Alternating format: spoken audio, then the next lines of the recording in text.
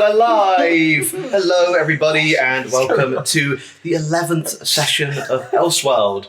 If you're wondering why it's called Ellseworld, you should check your dream journal. The answers are in there. I'm Elliot. I'm going to be running the session, as I have run every Ellseworld session. And before we get into it, I'll do a little bit of a recap for all you lovely folks at home. And before that even, we're going to introduce our players around the table.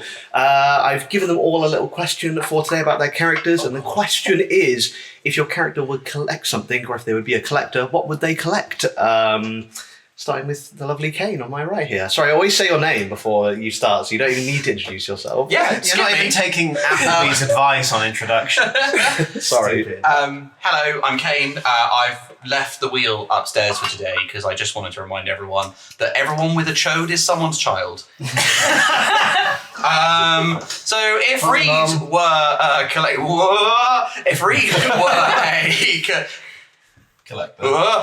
of things, sorry, the camera was shaking and that made me scared. Then they would probably collect bugs, put them in those little like bug containers that you used to have as a child with the magnifying glasses on top, and start a bug zoo. Reed is a druid fairy, made of leaves, seemingly. They love everybody, but are not very charismatic, like me. The art for the character of Reed, God, this is a bad intro, is drawn by Sid Idiot on every platform. Just click the link in the bottom, you can see all the artists, but we'll tell you all of them anyway. You speak like a broken AI. Hey, I'm Dan. I'm going to be playing Quinn Denari, the changeling wizard. If they were to collect a thing, oh boy, they probably collect skulls. I just want to say spells, but like that's the obvious answer. But yeah, just skulls, oddities, things that don't necessarily match that they find cool, I suppose. The art for Quinn was done by Michaelis Moshu at Michaelis Moshu on Twitter and Instagram. Go and check them out. They do amazing art of everything. And what do I usually talk about? Torture. The torture that I'm going to talk about this week is the anticipation of finding out what Cal's intro is. That is torturous. Oh, I'm eager. I've been strung out for a while. I've been told it's going to be this week. In a week. I've been counting down the days, crossing them off on the calendar. Cal and Oh, shut up. Hello, good evening. These glasses aren't good enough. 4 minutes past 8, would you believe? Which is 4 minutes past Tom time. If Appleby Oakwood were to collect things, it would probably be just like cool leaves, cool petals, pine cones, mushrooms, just like little knickknacks, things, bits of moss, just naturous, maybe small dead animals. Did you know that mushrooms used to be referred to all under one blanket name? They didn't bother to look for any categories. They were just like, yep, those are all this Latin word. And only recently they've started actually discovering new breeds. Appleby's a soil man. Callum, take it away. Thanks. Hi, I'm Cal. I'm going to be playing Shadow. He's a Loxodon rogue. If he were to collect things, he would collect the phrase "I love you" that was meant. Wants that as often as possible. So get loving him.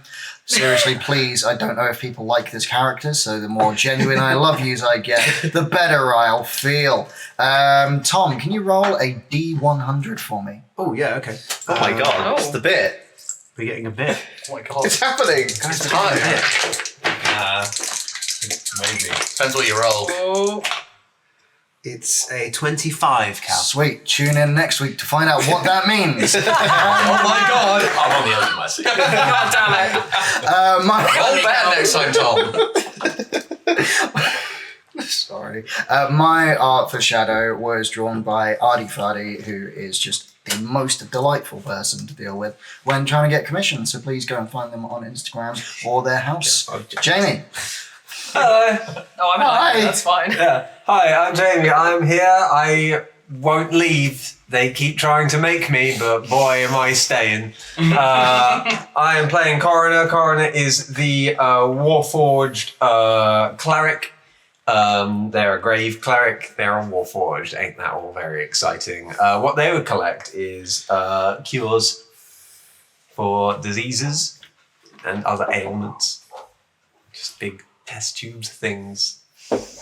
This has really gone awfully today, James. Please Who save did you me. art? Did you say? I don't want to curse their name after what I've just. Is it really bad weather art? Yeah, it's really bad weather art. Hell yeah, I love really bad weather art. Joe's JPEG did mine, by the way. Sorry, I forgot sweet, to say yeah. as well. I was rushing after that mushroom thing. Probably the worst intro I've ever done. It's okay, Jamie. You can be worse again.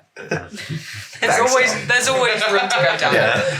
Hi guys, I'm Jams. I'm going to be playing Rodeo, the Dragonborn gunslinger. If she was to collect something, she would collect a horseshoe from every horse she has ever owned, / every horse that someone else has owned that she has stolen. Nice. My art for Rodeo was done by the excellent, fantastic, and wonderful Sualainen Salaka. And if you don't know how to spell any of the usernames that we've just said out loud, I get it.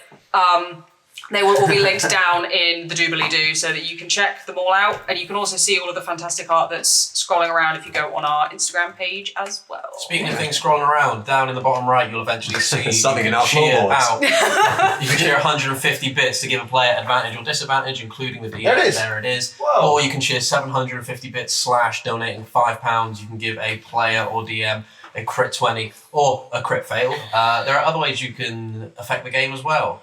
You can do it through our goddamn Patreon. We have one of them. If you give us £5 a month, you get in the poll for advantages and disadvantages, and also the poll for nat 20s and crit fails. This week, Kane, Yes. have yourself an advantage. Oh, Wow. that's a good one. And Elliot, Yeah? I'd like you to roll a d20, and I'd like Tom to do the same. I loved it. I got a 19. And 19.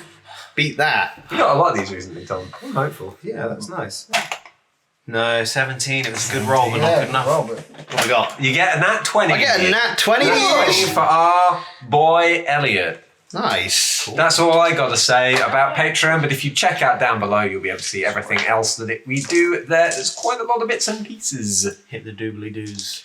for Hit more those info. doobly-doos. Doobly-doos. It's 2008. God, I hope There's a not. fish in my suit. Oh, yeah. Hi, back to me, I guess. Hello, welcome Hi. to session 11 of Ellsworld. Sorry, I'm just thank getting you. my recap notes up. Where's my recap notes? There we go. It just disappeared as I clicked on them. That's I would rather be uncapped. You'd rather be uncapped? Yeah. Okay. You want to just go straight into this session? Yeah. Just completely raw? Yeah. No description of where we are. Cool. Just let us loose. So, after your trials and tribulations in the coastal town of Riapris that involved a nasty group known as the Crimson Gallants, a merchant that hired you known as Faisal, and a few other people that you've picked up along the way, you have found yourself on the road to the Golden Tooth, the capital of the Golden Kingdom and the largest city in Ellsworld. It's also the seat of King Mazilius Mizark, the Dragon King, who supposedly, by some means or another, sent Faisal on this quest to witness the rift opening in Riapris, the mission that he hired the lot of you for. During that time, he managed to get something around his neck known as a Tellurian fetter, or otherwise known as a shape tether, which seems to be something that for both him and Digby, the two dragons that have had this ring placed around their neck, it means they are unable to turn back into their draconic forms, and you've also noticed some other things preventing general magical general magical nullification abilities associated with these collars. On your way to the Golden Tooth, you've had a few little encounters, first and foremost with a group of gallants known as Danatesk's Band, who accosted you through means of a transpositioning stone that you stole from some other gallants, and they attacked you in the night. You managed to capture one of their number, kill two of them, and the Danatesk, of whom the group is named, managed to escape into the woods. Also, along your travels, you encountered a very friendly merchant who seemed to be getting rid of a lot of his wares on the way to the Golden Tooth, as you all managed to get a steal on some magic item, thanks to a good random encounter roll. And then shortly after, you were mugged by a black dragon who you encountered on the road, thanks to a not-so-good critical fail on your random encounter rolls for those days. The the rogue dragon in question, a black dragon known as Galathan, asked you each for one of your most precious items, and once you had handed this over to him, they let you along your merry way after getting quite off the track. That is where we will pick back up. You are currently 2 days' travel away from the Golden Tooth as you stand here in these foothills. Galathan just shortly taken off back into the skies from whence they came. Scuffing the ground as we're walking. Cool. Wow. Didn't realise there was be large dragons flying about. Are they always like that with the mugging? It's like the fourth we've seen since we started. Well, yeah, but there was the one that flew overhead that was clearly on its way somewhere. There's these two with the bands, the not good. And then that one. And then there's that one. Yeah. So 4. So there's been 4, and one of the 4 that we've properly encountered who did not pay us for something, or we were sent to look for, has mugged us. It is So something there's a quite odd to see. 25% chance that a dragon's going to mug us if we find it. Well, we'll bear it in mind if we meet the king, because 25% chance. 100% more Sneaky likely with fucking them. king.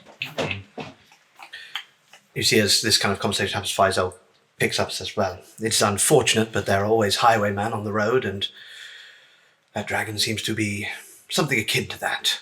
A highway dragon. I can't say I get out of the Dragon city much before this. Excellent idea. Are dragons that common just out in the wilds, or is this an unusual circumstance? Not overly. Most of the dragons in these areas are aligned to the Tooth under the rule of King Myzark, but of course, as with every civilization, there are miscreants, ne'er-do-wellers, criminals. Just odd. We have noticed more of these rogue dragons popping up recently. It's why the one that flew over on our meeting seemed interesting to me. It was, it's not the first that's been recorded in recent times. Are there not like lawmen or sheriffs to, keep them in line? There are, but usually to deal with a dragon, you require A dragon. a dragon.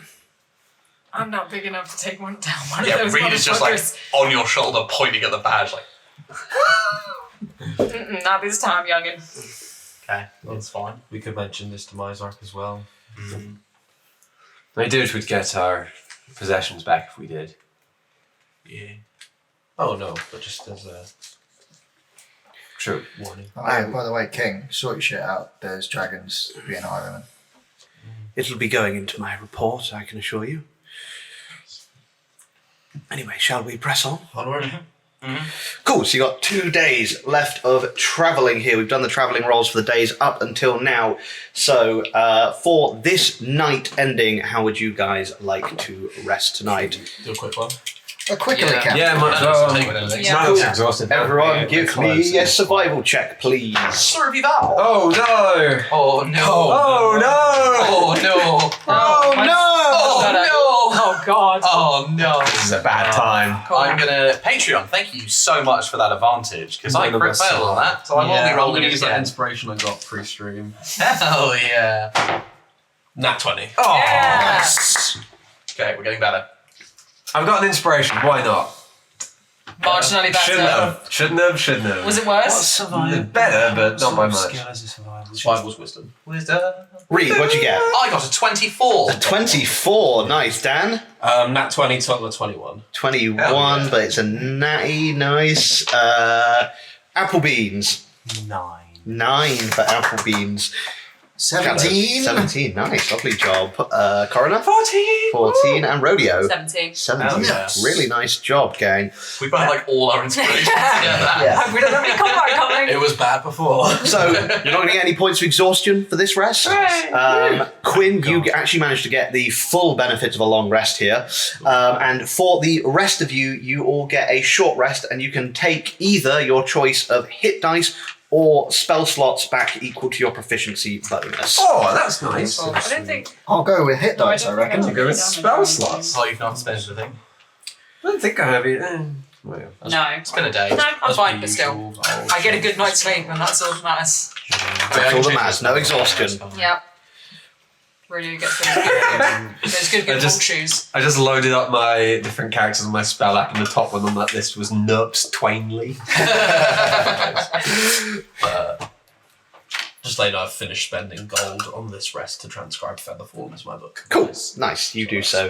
At witching hour over the rest, you see as Quinn is inscribing spells into their spell book. So, for this next day of travel, could I get the 3 checks from the Navigator, the Lookout, and the Overseer? Was I the navigator? I'm the lookout. Hell yeah. Yeah, I think it's a survival check. My bone dice. That's good. Boning. Yeah, it's fine.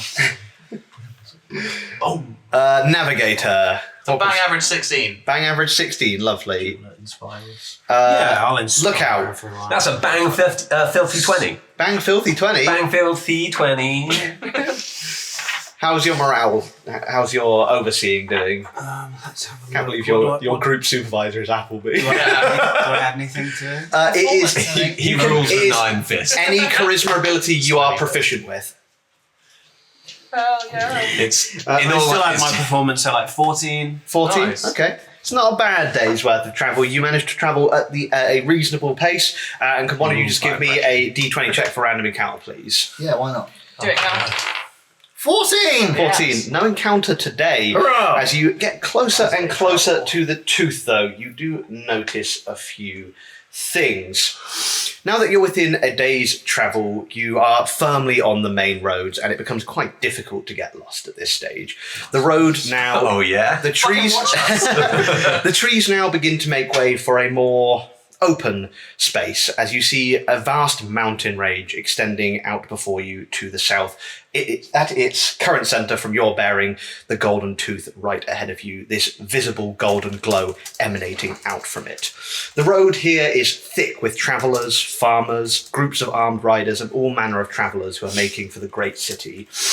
And the relative quiet that you've been experiencing so far is replaced by all manner of idle conversation that you can overhear as you are passing and passed by travellers on the road. You hear occasional raised voices and disputes that begin to form as you pass on by. You hear the sounds of camaraderie going on along this road.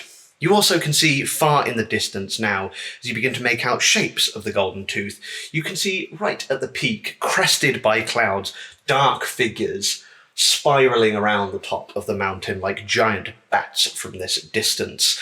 Coroner, you would know this to be some of the dragons that make residence there at the Golden Tooth. And something else you can see here on ground level, something again, Coroner, you would be familiar with, but the rest of you, this would be a sight to behold, as even Quinn, who I think has been here before, wouldn't have seen this, as you see a shape, sort of like a giant, begin stomping around the outskirts of the city. This immense golden figure just making a slow patrol around the kind of foot of the Golden Tooth, around this kind of wall that you can see that surrounds the foothills of the Golden Tooth.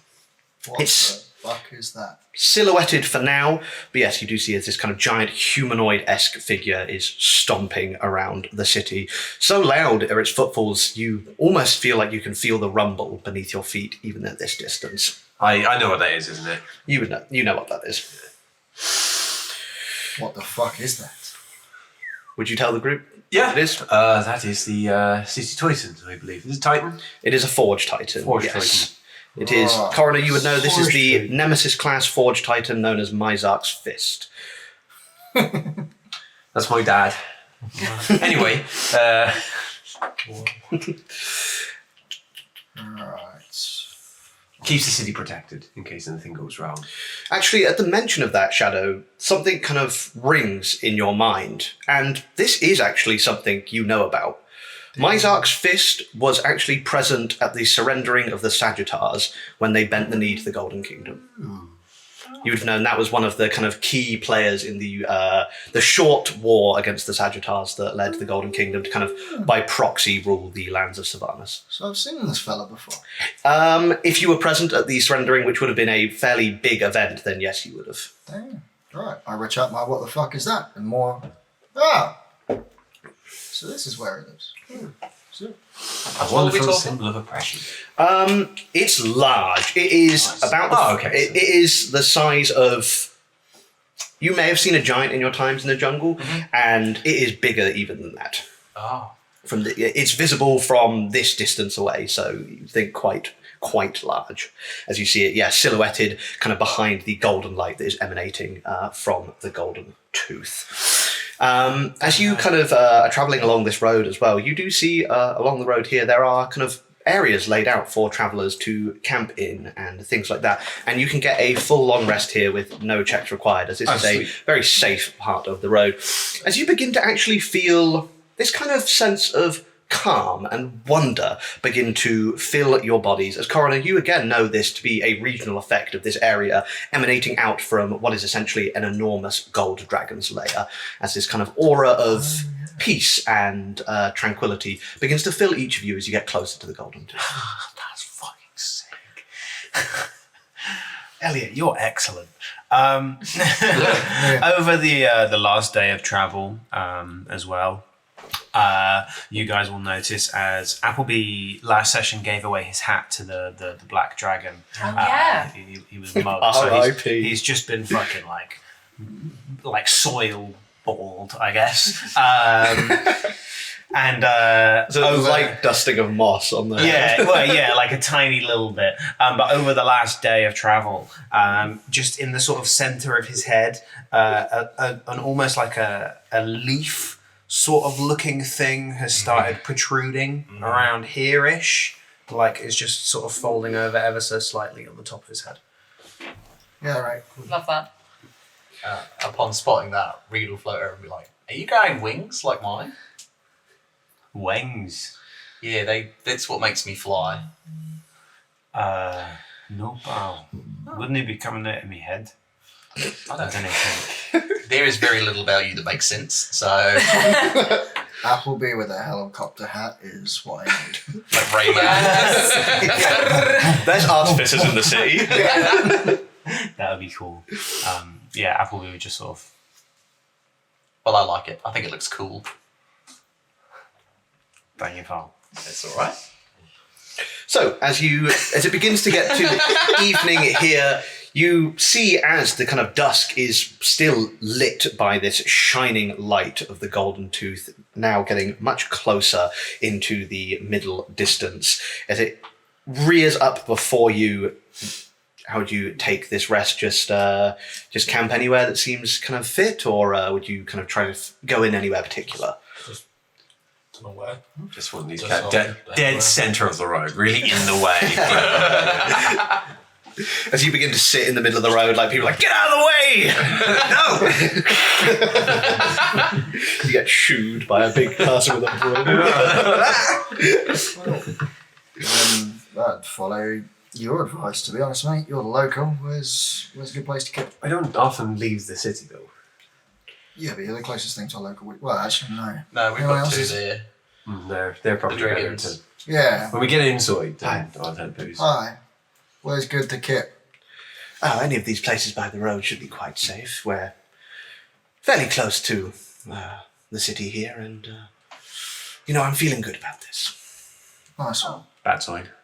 Let's pick that spot there, and I point out generic spot number 3. Cool. Yeah, you go to generic spot. Number Yeah, three. number 3. Appleby Didn't even roll for skips that. over and sits under the nearest tree or thing. Yeah, you find a nice little kind of beech tree to sit beneath. And you kind of put your back to it as the rest of your party begins setting up their kind of encampment for the night. Is there anything anyone would like to do over this last night before you reach the Golden Tooth?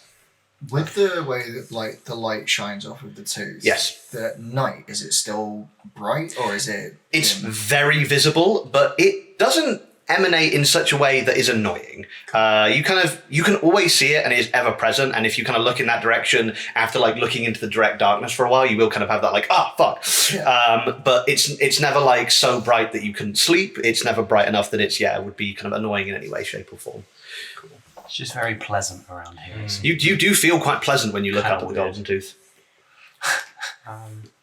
Yeah, Reed, as we're settling down, will flutter over to Shadow. All right, mate. Hi. I noticed when we were, just generally, you're quite sneaky, and you seem to hit real good when you're hiding. Yeah. So there's some perks to being a fairy. and one of them is I can make things invisible for like once a day.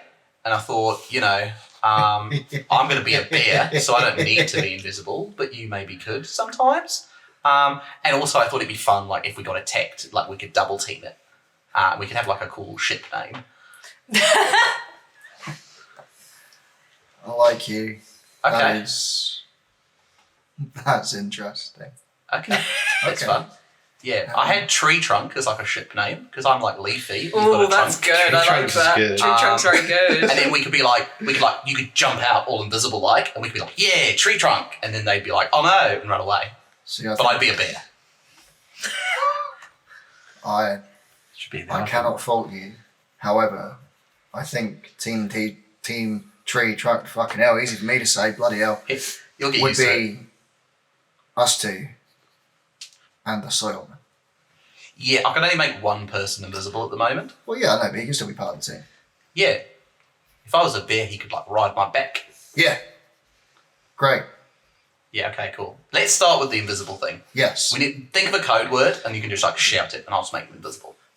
When basically what we're gonna do Yep. is whenever a fight starts, that's the signal. Okay, well hopefully that doesn't happen too often. I generally try and go for peace first, but if it happens, then yes. Don't kill them though, just like knock them out. If I was to kill them, which does happen, Make sure often, I'm within biting range. I mean, I've been meaning to ask, what is with the biting and It's the just, eating? it's a nice way to remember the dead. There's no I was going to say parents, but that's a complicated issue. My carers always said that if someone dies, it should serve a purpose, and so a little like ritual we do is to like consume a little of the deceased, so that they didn't go to waste. Okay, yeah, Yeah. that makes a lot of sense, and like, okay. From the other side of the camp, you hear Appleby go, "What's the tastiest one you've had?" To be completely honest, most of them taste awful. Oh, do you want to ride a bear, by the way? Ride a bear. Yeah, if I was like a bear, do you want to ride in? I'll get back to you in the morning. And he goes back to sleep. The guy that we ate, like that I ate first in front of you guys, Yeah. he tasted pretty good, weirdly. Is that I think I might have bear? cooked it slightly when I like found Oh, away. yeah, Yeah. it was a bit. Okay, yeah, fair enough. Yeah. But I guess you don't normally cook it. Not often, no. I feel like that would be disrespectful to the body if I like took loads of time to like prepare it. Then I can try it. What a fucking weird line. Yeah, I'll eat the bodies of the dead, but No, I I will won't cook not it first. season them. I Yeah. will not spice and salt. Yeah, that's rude. I guess my confusion comes from a dead body will serve a purpose and be given back to the earth, regardless of whether or not you were to eat it. Yeah, it's kind of like it's our responsibility because we're the ones ending that life. So is it only ones that you kill, or is it just a death that you see? Are you planning on eating the people you kill? No, Then I'll do it for all of us. thank you. You're welcome. That's what friends are for. They eat the corpses that you make. Eat the corpses that you don't want to. That's friendship. But yeah, I don't Love know. that. It just feels nice. I think, if I came across like roadkill, I probably wouldn't, just because. That's probably safe. We all know you've already proven that incorrect. Yeah, they've just got like a bag of like possums. We saw you when you found that raccoon. To be fair, we did kill it with our little cart. I did. No, that was all Beaky Pete. That was all him. Oh, it's not a cart. Is that an animal? That like dragon thing? Dinosaur? The rhinosaur. Yeah, the rhinosaur. That killed Yeah, it. the rhinosaurs I forgot what transport we had. very Kind much of, not it's should kind be of like character voice. from The this kind of teddy bear loafing killed it. position. It kind of looks over to you and like, Hi, one day I'm going to turn into you and it'll be great. Great, now the rhinosaurs away. and it's mating season. Anyway, looking forward to not seeing you. Do not turn into one of them tonight. Oh my god. Oh, you do not want to see the rhinoceros on heat, I promise you. No one should. To be honest with you, we'll probably just leave it in a field somewhere. And let it do what it needs It's to do. safer for them. Yeah, Reed doesn't know what a sexy rhinoceros looks like yet. Anyway, Good. so. good. You've seen one. Yeah. It looks quite a lot like this. You see as Azori's coming. This is my what peak God. performance looks like. Azori fucks the rhinosaur. Oh, You made that leap. Yes. What?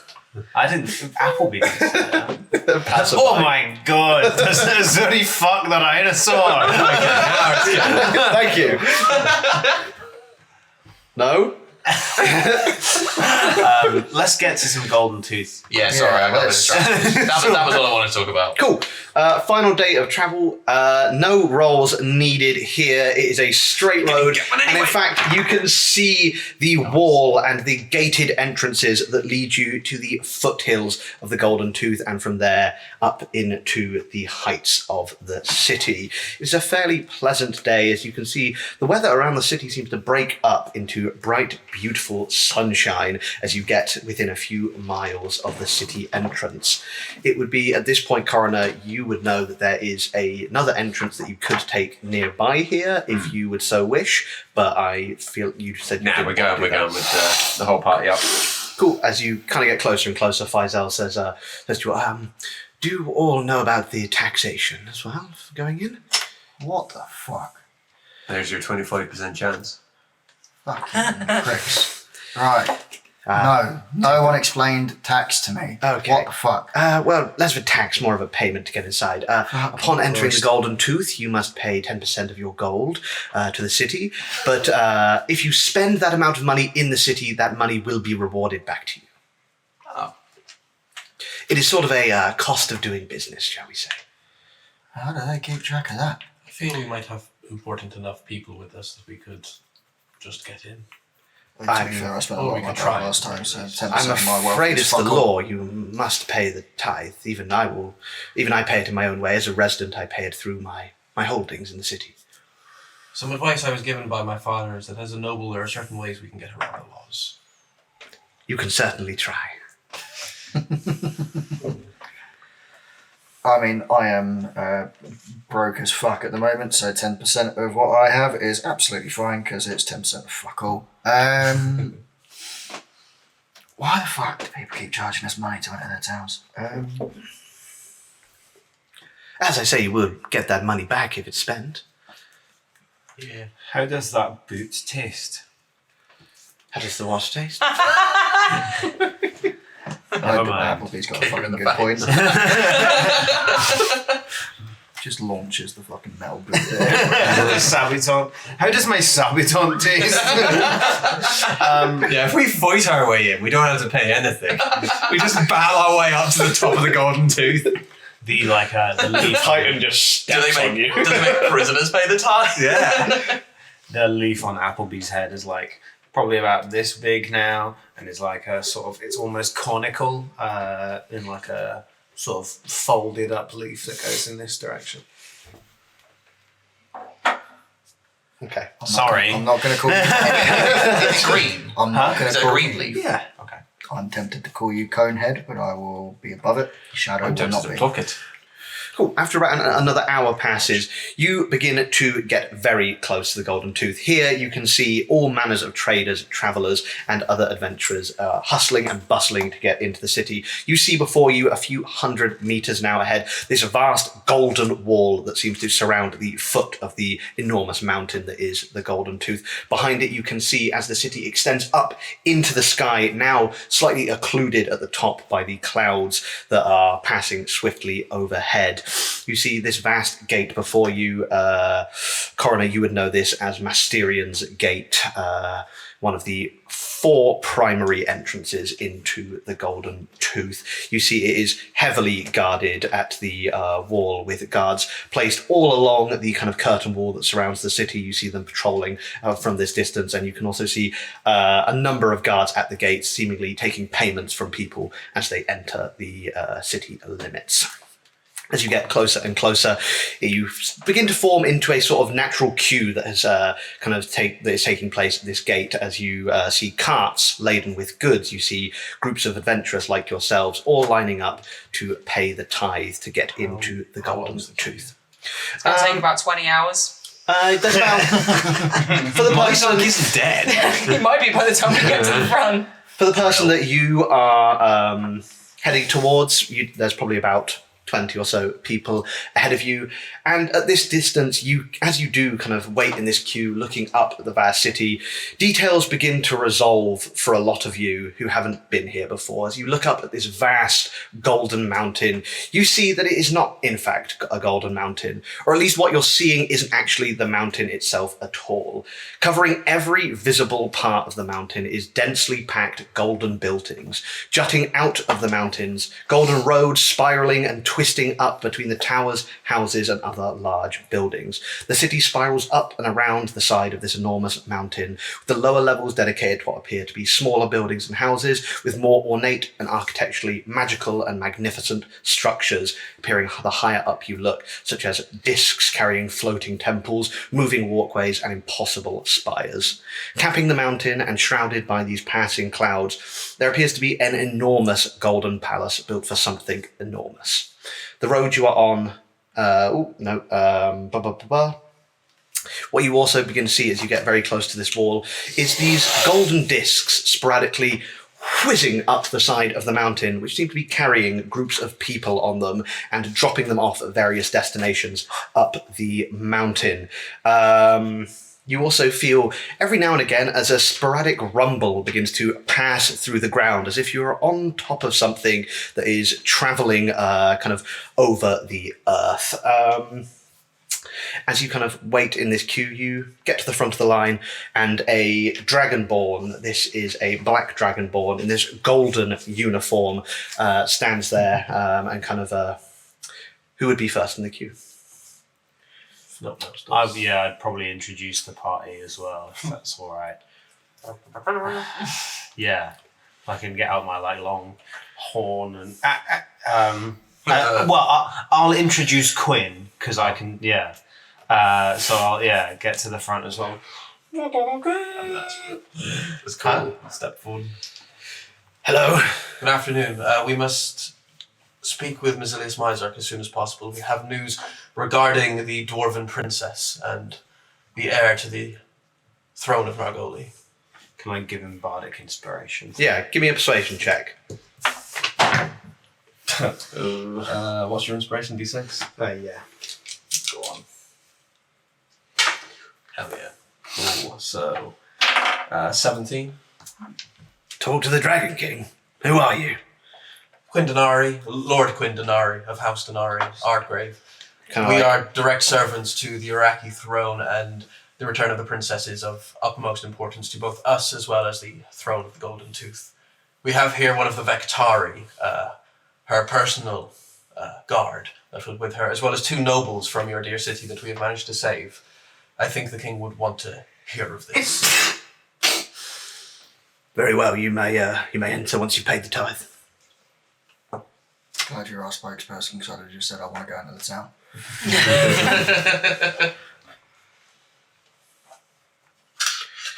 Kind of see at this point as Faisal kind of goes up to this guard and shows him this little kind of tag that he seems to be having. The guard kind of looks at this for a few moments, says, yeah, you can go in. And Faisal kind of goes straight on through the gates. Digby does the same thing and goes straight on through. Wait, hang on. Oh, it's their residence. Because I am technically the property of a resident, would I have a card for Dr. Felcher's account? No, because you wouldn't usually come in and out this way of the city, and neither would No, he. it's kind of, neither would he. Yeah, you're very right. You're very right. But yeah, I give them 16 gold. That's 10% of my current. Cool. Keep track of that if you would. 30 gold. 30 gold. Cool. How much is the platinum? I give him 48. The tooth tithe. I hand over 9 single golden coins. Nice. Yeah, I give 5 from me. Yeah, everyone keep track of this because that So money I've got could be no refunded. cash on the left. Yeah. I spent it all on shiny things last time. See, as you all pay this, kind of looks to Azori, who kind of says, I don't have any money. Oh yeah, this one doesn't carry coin. No coin, no entry. Oh. Oh, hang fire. Azori is 10 gold. Give the man 1. Thank you, Shadow. And he gives over 1 gold and welcome to the Golden Tooth. What about those other two? Kind of gesturing to Phylon and Haladir. Oh, Oh gosh, yeah, we got Haladir, haven't we? They are fugitives. Kind of, you see at this point, Faisal kind of like comes up to him and says, I will pay the tithe for the rest of them. Here's 100 gold. That should cover it. Wow.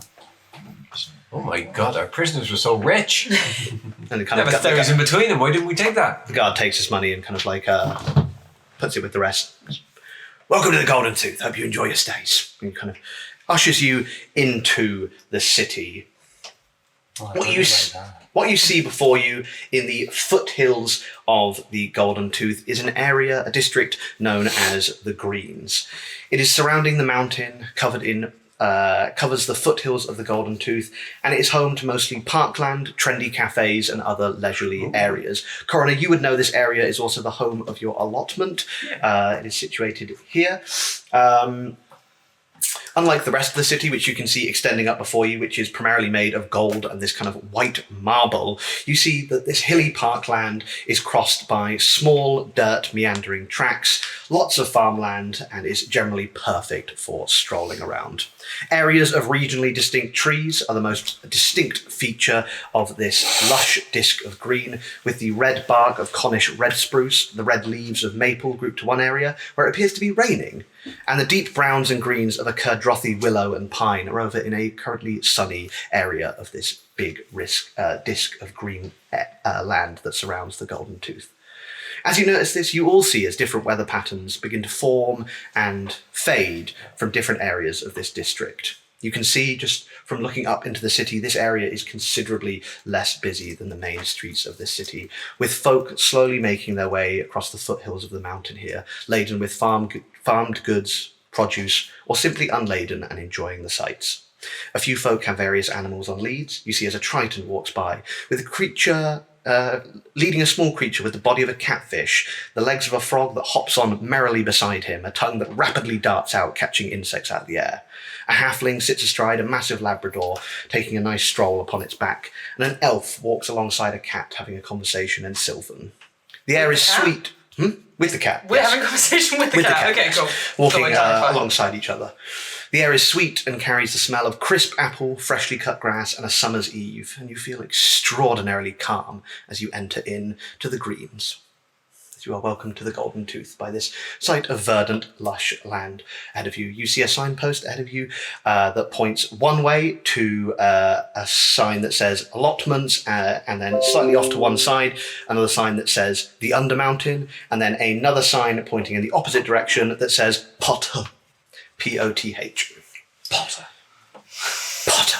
Is it not a Poth? I guess actually it is Poth, yes. Is there an apostrophe? Does that split them up? Pot apostrophe It's H? P.O.T.H. Oh, so it's an acronym. It's an acronym. Palace of the something? Coroner, you would know this as the primary overland travel hub.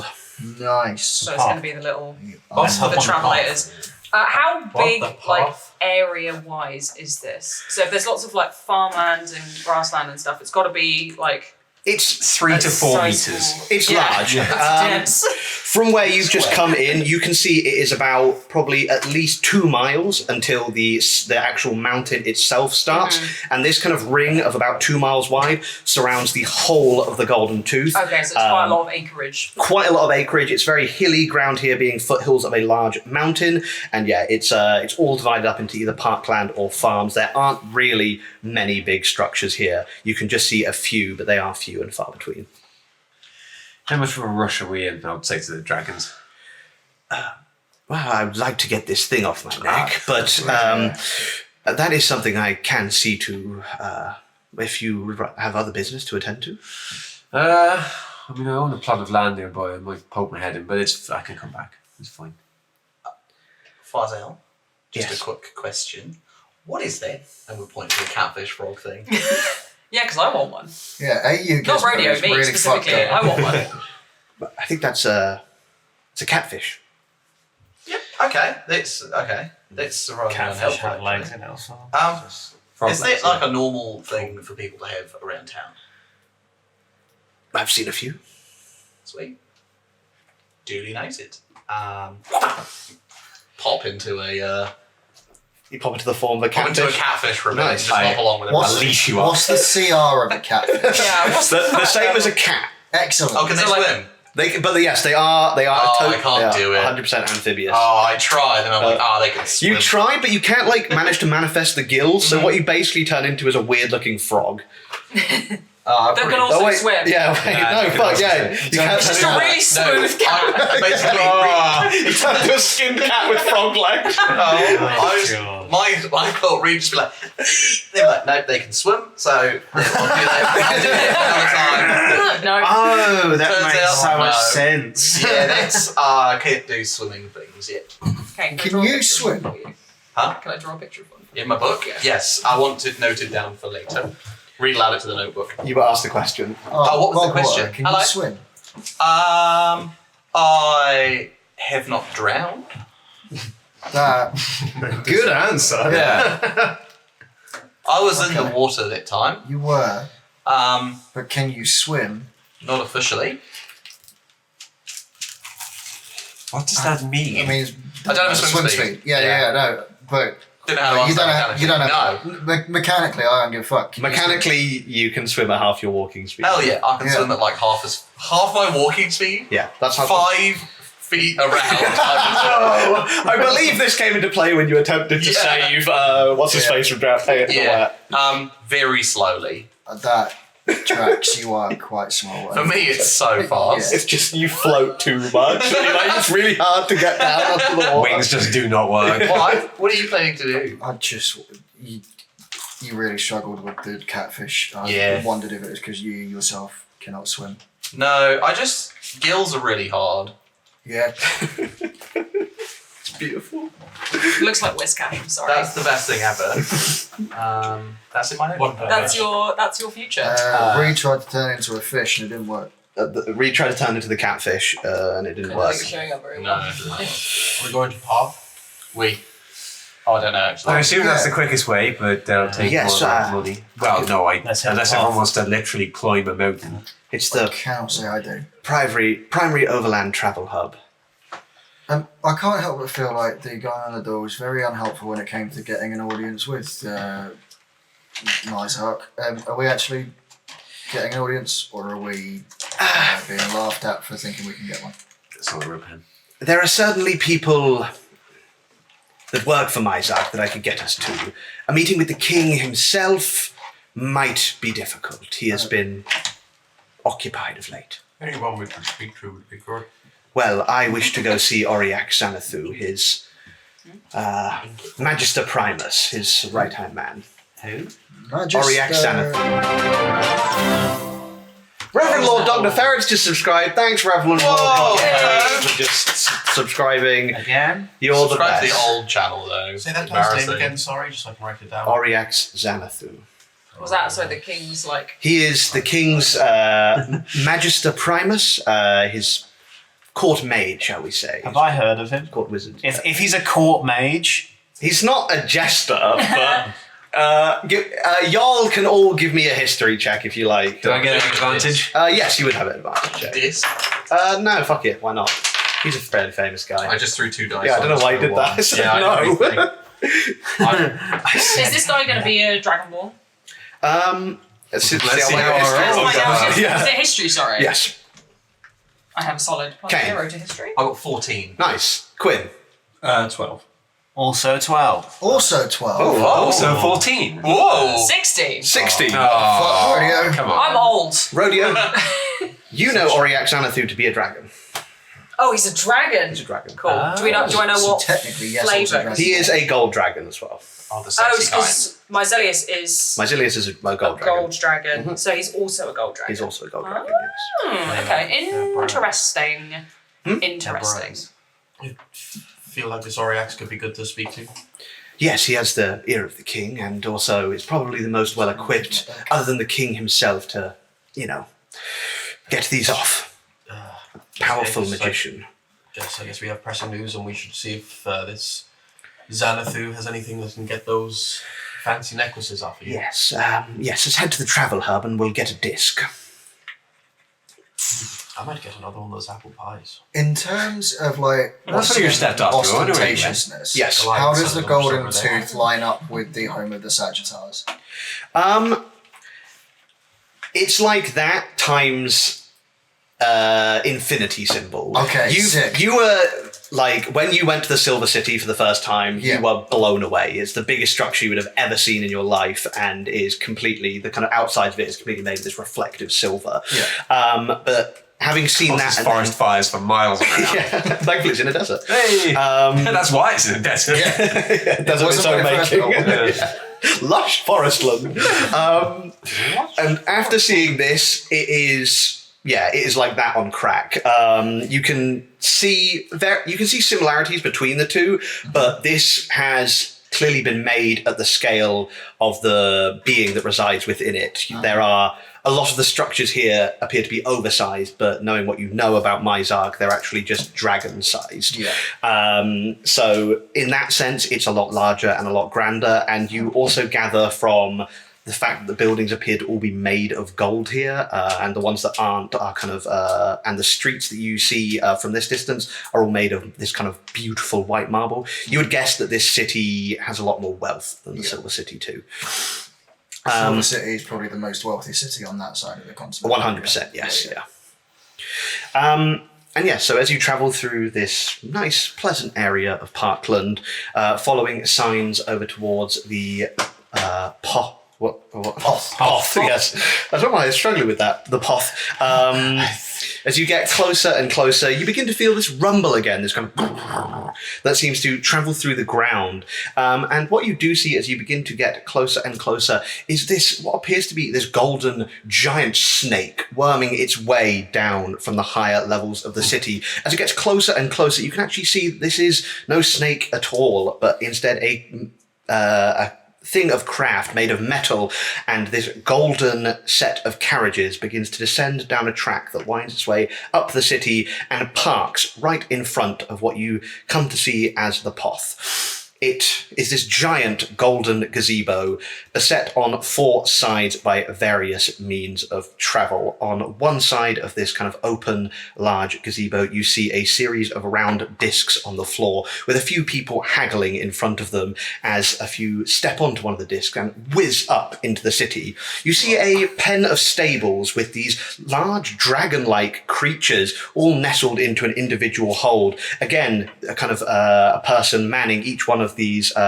dragonelles as they are rented out to wealthy adventurers who take off on one to destinations unknown. You see in one corner what looks like a train station platform as this golden carriage pulls up to one side of this golden gazebo, and the last side seems to be a big pathway leading into the Poth from this area of Parkland. It is one of the few buildings in the Greens. As you see, this is a centre for a lot of the travellers who have first come to the Golden Tooth to get their bearings. You see a big kind of map of the city here on one side, a notice board beside it on the map you see a big "You Are Here" little thing on the kind of on the outskirts of the Green. As you begin to join the hustle and bustle heading towards the Poth. So We all have questions. Yeah. mine's the most mundane. Okay. Mine's pretty mundane. Dragonelles. Dragonelle, thank you. All good. Would you like to see visual description? Yeah, Picture of please show us the creature. Please. Show us the creature. I would like to see the baby. Where are Show they? us the baby. That's such a good little delayed laugh. What were the other questions while I'm doing this? None of them are as important. The map. Because of course the Golden Tooth is kind of like around the outside of a mountain. What does the map look like? Is it like top 3D? down? Is it? Yeah, there's sort of like different levels to it. As you see, this map's kind of screen is actually illusory, and you can sort of swipe through various districts. Amazing. Conan tries and it doesn't react to cold metal hand. It's not touch sensitive. So the four sides of the gazebo with the discs, the dragonelles, the trains, and then the pathway. Is the pathway what we are walking up? Pathway is what you're walking up to get to it, yes. This gazebo, it's a bit of a misnomer as it is a massive structure that is probably about 200 foot kind of at each side, which would mean it was like, pretty big. As you see, big. One side is a little train station, one side is this kind of stable area, one side is the pathway, and this other side is just crowded with these golden discs. Just A gazumbo, as not you going on the discs. No? No. Not a disc fan. Oh, shit myself. There don't appear to be any handholds. Yeah, exactly. Oh, yeah. I'll hold your hand. Here we go, here's the dragonelles, pass them round. You will be holding my hand as I shake they're myself handy ready to go. I'll catch you. I've never seen these before. Show me the creatures. Fizzband's Treasury of Dragons. Cool as hell. Is that a book all about dragons? It is a bit all about dragon. It's very good for this campaign. Ooh. Wait, there's going to be more dragons in this? Maybe. So, You haven't even gotten to the real dragons yet. El's real sick of Dan making low dragon worlds, and he's like, "Fuck this! I'm doing high fuck dragon you, all world." dragons. Yeah. Literally, the first thing I came up for this world was a thing called the Dragon Council, and I was like, "This sets the tone." I think. Brody's gonna fight every single one of them. Just like that.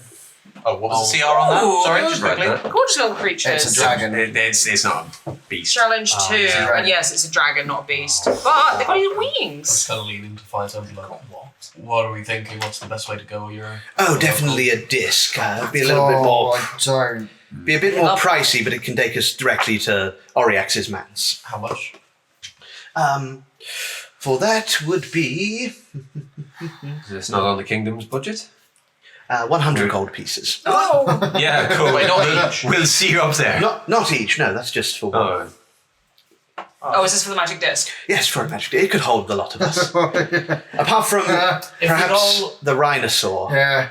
If we all put in as much gold as we gave to the toll, how much do we have there? Because I mean, if we spend that anyway, we're getting gold back. Sorry, and I will put in 10 gold together.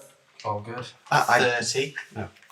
I was going to pay, but Oh, and yeah, there that we sounds go. great. You all really jumped the gun there. Well, it's nice to not assume. I need to get to Oriax. And he kind of turns You held to all the cards. Azori and says, if you'd like, I could find stablage for your, and he kind of looks at you as well, and your rhinosaur, if you like. It could be arranged. And Applebee's penny farthing. Yeah. Forgot about that. It'd be safe though, yeah? Of course, yes, there is a stable land not too far away from here. Yeah, alright. Not stable land. Greatest thing part Appleby around. folded his penny farthing down. You see as Faisal gives some quick directions to Azori, and Azori kind of like, I'll see you later, Shadow. I will stay with the rhinosaur. Look after yourself. I will. Keep hold of the 9 gold. Thank you, I will. I feel very safe here. And he kind of like has this big smile on his face, as this is truly a notable sight for him, somewhere he probably never thought he would be, as he kind of strolls off into the greens. Someone breaks from the crowd and stabs him in the back. Takes the 9 gold and runs. If we're all We feeling got a free like, golden tooth! we're all feeling like good and chill. You are is all there feeling- crime here? Incredibly good and chill. Is there crime here? Crime happen in the Golden Tooth? Oh my god. That was the crime. You wouldn't know. Golden Tooth.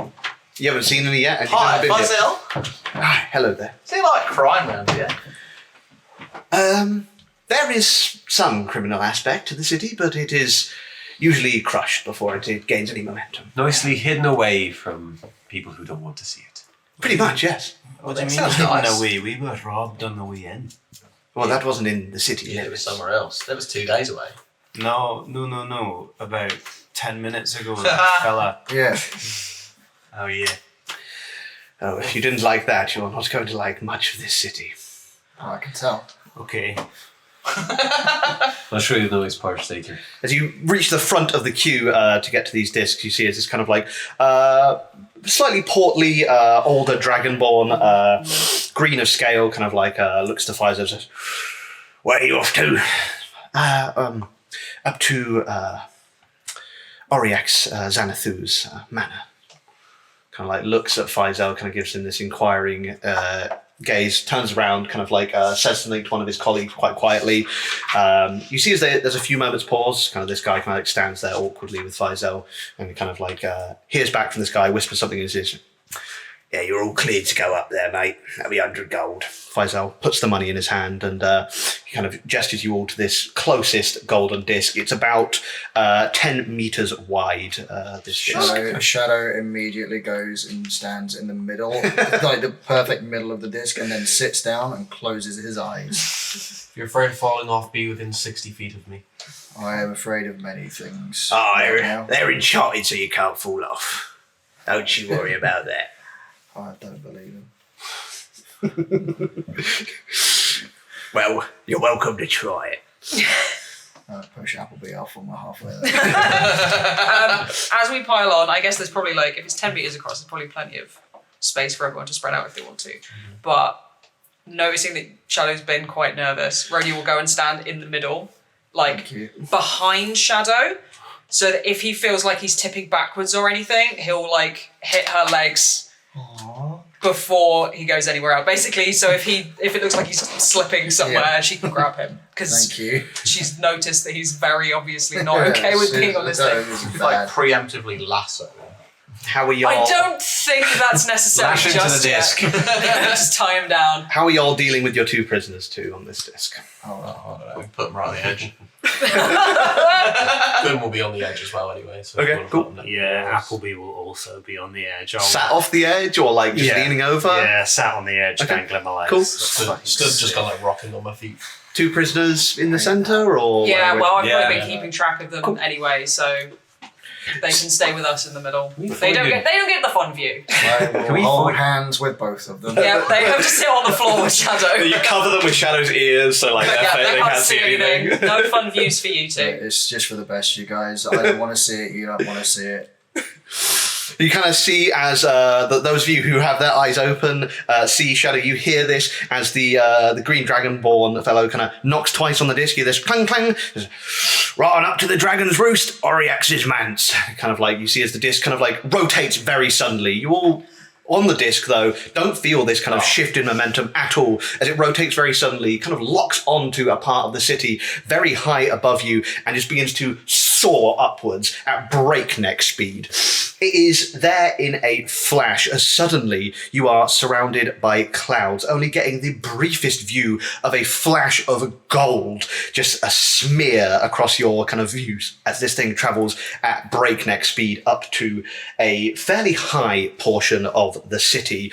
You see as it begins to slow down and you see as it kind of like does a few of these kind of like sharp turns as it locks onto the location that has been specified, Oriax's tower/manse. As you begin to slow down over this district known as the Dragon's Roost, you see buildings that would be in any other city a palace in its own right. Large structures built for the scale of dragons surround the area, jutting out of the mountain, and if it weren't for its own innate glow, would be shadowing some of the lower parts of this great city. You see that alongside these there are also big houses and towers that float, spiraling around the city, seeming to follow the path of the sun as they float around, orbiting this great city and this enormous district that takes up one of the highest levels of the city.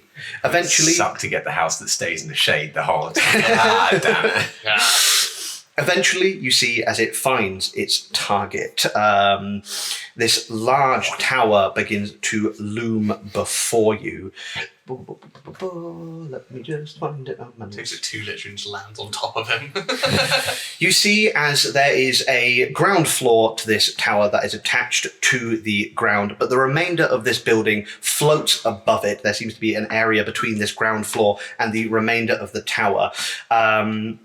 As it kind of floats there, you see as it is tethered to this ground floor by these thin golden stairways that seem to attach to 2 doors at the level above the ground. It seems to be about 30 feet above this floor that is actually attached to the ground. And as this disc begins to approach and take you towards the front garden of Auriax Xanathu's manor, I think we're going to take a short little break there. As it's a little bit sooner than usual, but otherwise I will forget to do a break if I don't remember now. So we'll be back very, very shortly. Take a short rest in the city of the Golden Tooth, and we'll be back in probably 10 minutes or so. What's the time now? We'll hopefully be back at 9:15 if you're in British summertime. See you very shortly. Have a lovely rest. See you in 9 minutes. Everybody, welcome back to Ellseworld. We are all here. We missed you. Yeah. I hope That's you had a terrifying. nice Speak for me. I hope you had a nice short rest. We're going to get right back into the action as the heroes of this story have arrived at the Dragon's Roost district outside Auriax Xanathu's tower as it floats slightly above the ground floor of the Dragon's Roost district. Your disc has just arrived right outside his front gate, which leads into a very well-designed topiary garden. You see structures here made of the bushes that line this garden, leading all the way to a magnificent set of front doors at the other end that appear to be dragon-sized, with a smaller set of doors inset into the middle that appear to be at a sort of normal humanoid size level as well. As the disc arrives, you do see as the gate kind of creaks open upon its golden hinges as you are welcomed out into this marble pathway that divides the two halves of Auriax's garden. As you kind of... Would you all be stepping off the disc into the garden? Flying off. Fucking immediately. Cool. Oh yeah, how did the disc react to Reed floating? Does they just fine in the air? You seem or- to be like tethered to the space on the disc. You wouldn't be able to like fly off the edge of it. Okay, yeah. Fair enough. I probably would have sat on the edge, to be honest, as well. Imagine if we were on the ground level. goes off without Just goes off and Reed's left behind. How'd you go, please? You have to try again. You just can't stick. Reed lost in the city. It's like a Home Alone. Oh, I'd watch that. Reed, Babe in the City. Read Babe in the City. Small pig and just go around. Just go Rwanda. Saw this once in a play.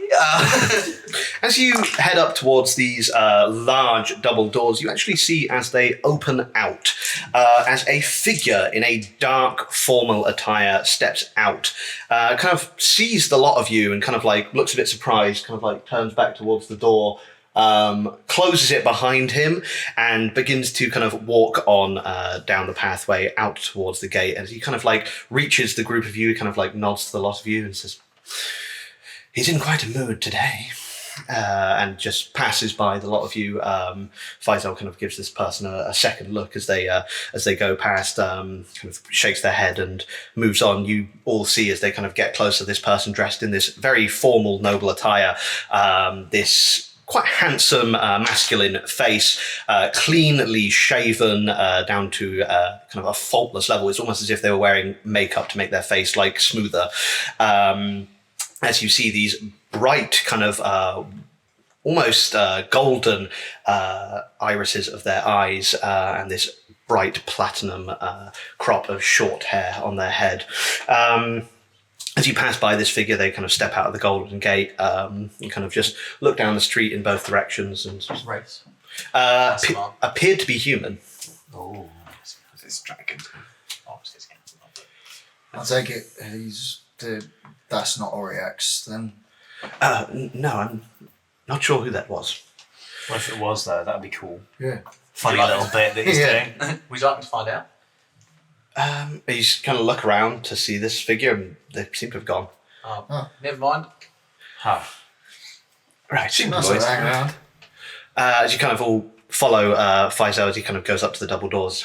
And as he reaches these small kind of human-sized double doors, knocks them and says, "This is rather humiliating." You could have knocked on the bigger ones if you wanted to. I unfortunately, I suppose I could reach those bits, but I what would be the apologise that you have to stoop to our level. quite so. Not my level. As he kind of like knocks on these doors, you hear this booming voice come out, seemingly just emanating from the house. "Who is it?" It's Faisal, Lord Primus. I have a report from the rift opening and a few other things of note that I think you should hear of. And also, I'm in somewhat of a predicament. You see, you all hear this kind of come in as these double doors, the bigger set of double, the bigger set of double opens up as you are met with this grand atrium. You see before you on every side of this wall appears to be a shimmering magical portal of some considerable size, each of them large enough to permit a dragon through the kind of gold mirrored frame that surrounds each of these shimmering portals. You see as coming out from one of these portals, one on the back wall, one of the two on the kind of wall opposite yourselves, you see as this enormous gold dragon head peeks out from this magical portal and then steps through, shrinking in size quite considerably down to a humanoid level, wearing these bright kind of crimson robes chased with purple. You see before you Oriax Xanathu, Magister Primus of Mazilius Mizarch, stroll through his atrium. Quite a long walk for him now that he's in human form, as he passes this 150 odd feet from this portal to you over a period of time as you kind of go up to meet him in this large atrium. You can see between each of the portals as well appears to be a golden statue of some hero of old. You see an orc with enormous horns sticking out of the front of its head, with this great axe in one hand, lifting it above his head.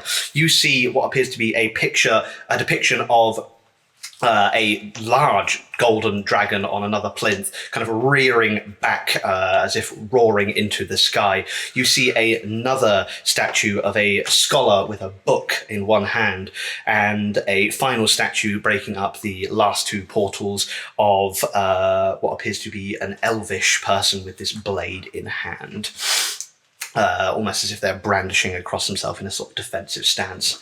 As Oriax approaches the group of you, you see as appraising glare looks across the lot of you, across the two prisoners that you have, down to Aldous, who is also with you, and then kind of back to the two dragons. Kind of, what are those around your neck? Our friend here, and he gestures to you, Quinn, has provided some insight to them. Would you mind? Of course. It is a pleasure to make your acquaintance. And Magister who might Primus, you be? Quindenari, Lord Quindenari of House Denari. Lord Denari? Yes, we are a Nargolian family, and I'll do a very deep and proper bow. I know the Lord Denari. Do you? I thought he was dead. Well, that actually brings us into part of the reason why we're here, but more on that later. This is a Flurian fetter that is around our friends' necks. They are shape tethers. They are stopping them from returning to their true draconic forms, limiting their abilities and their powers, even their breath weapons. Curious. How is it that you come to know of these Tellurian fetters? Through my magical practices and studying them, and in addition to it, our two prisoners here were the ones who actually administered these necklaces, these bands to the two dragons. They work for the Crimson Gallants. Kind of at this point, you see as he looks towards Faisal, they're not a myth then. So, no, my lord, it would appear that they are not. They are They may be a greater threat than we would have estimated if they have this sort of arcane technology. Oriax kind of like begins to come in close here and examining these things. So it would seem. And he kind of looks up to Faisal. You cannot transform at all. Like you see as this concentration goes over Faisal's face as you see them attempt to shift into their dragon form and just nothing happens. And you see this kind of like light begin to emanate from Oriax's hand as this goes on. There is not a whisper of magic about you, my old friend. Yes, I can feel that. Thank you. Would you be able to get these damn things off me now? Come up to the Arcanorium. We can have a look at them there. as you see he begins to stride towards one of these vast portals. Come along, you lot. You may be of some help, kind of looking pointedly towards you, Quinn. Pull the veil back and striding. Can't believe we've been working for Count Dooku this whole fucking time. It's kind of like gestures you all to one point. Please, step through. See Faisal and Digby both step through first. Eagerly step through. Cool. When this guy transformed, did he turn into a dragonborn form or a Seems to human be form? Seems to be a dragonborn form Okay. once again, much like Faisal and Digby. This But seems to be gold. this seems to be their preferred humanoid form. Is he bigger than me? He's quite a slight individual, actually.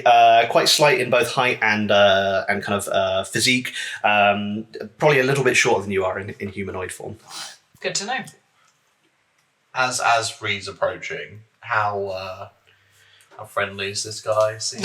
Oh no, here we go. Give me an insight check. Like it matters. It's Like it reasonably- matters yeah. how friendly Griff you out, no are. idea. Go for help. He's pleasant.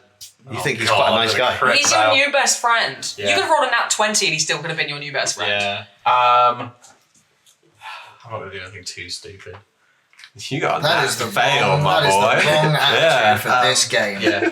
As Reed gets to the port, be like, it's a pleasure to meet you. I'm Reed Bogwater. I'm not from around these parts, but I'm looking for friends. If you ever need one, hit me up. Noted.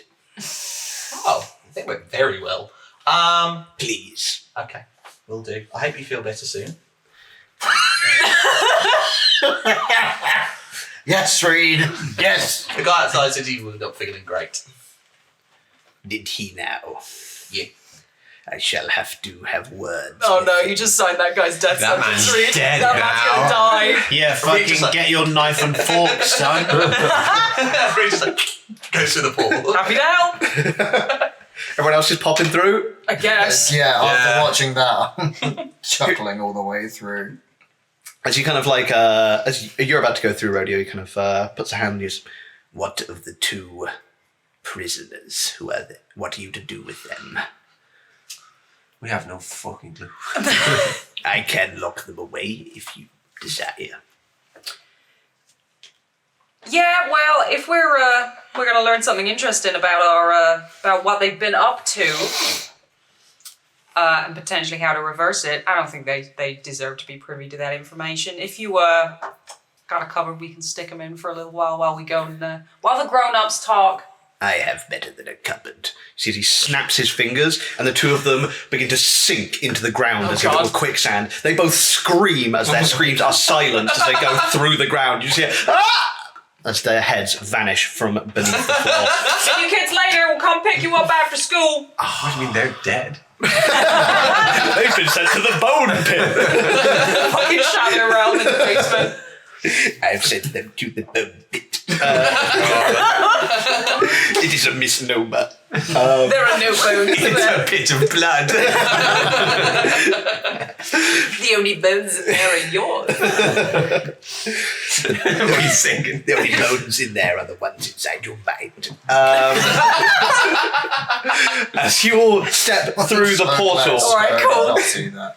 as you all step through the portal to Oriax's Arcanorium, you are met with a wondrous sight before you. You see buzzing mechanical machines hovering through the air. You see Coroner, what you would know I'm here? as a gold key. I'm assuming you went through the portal. I did, yeah.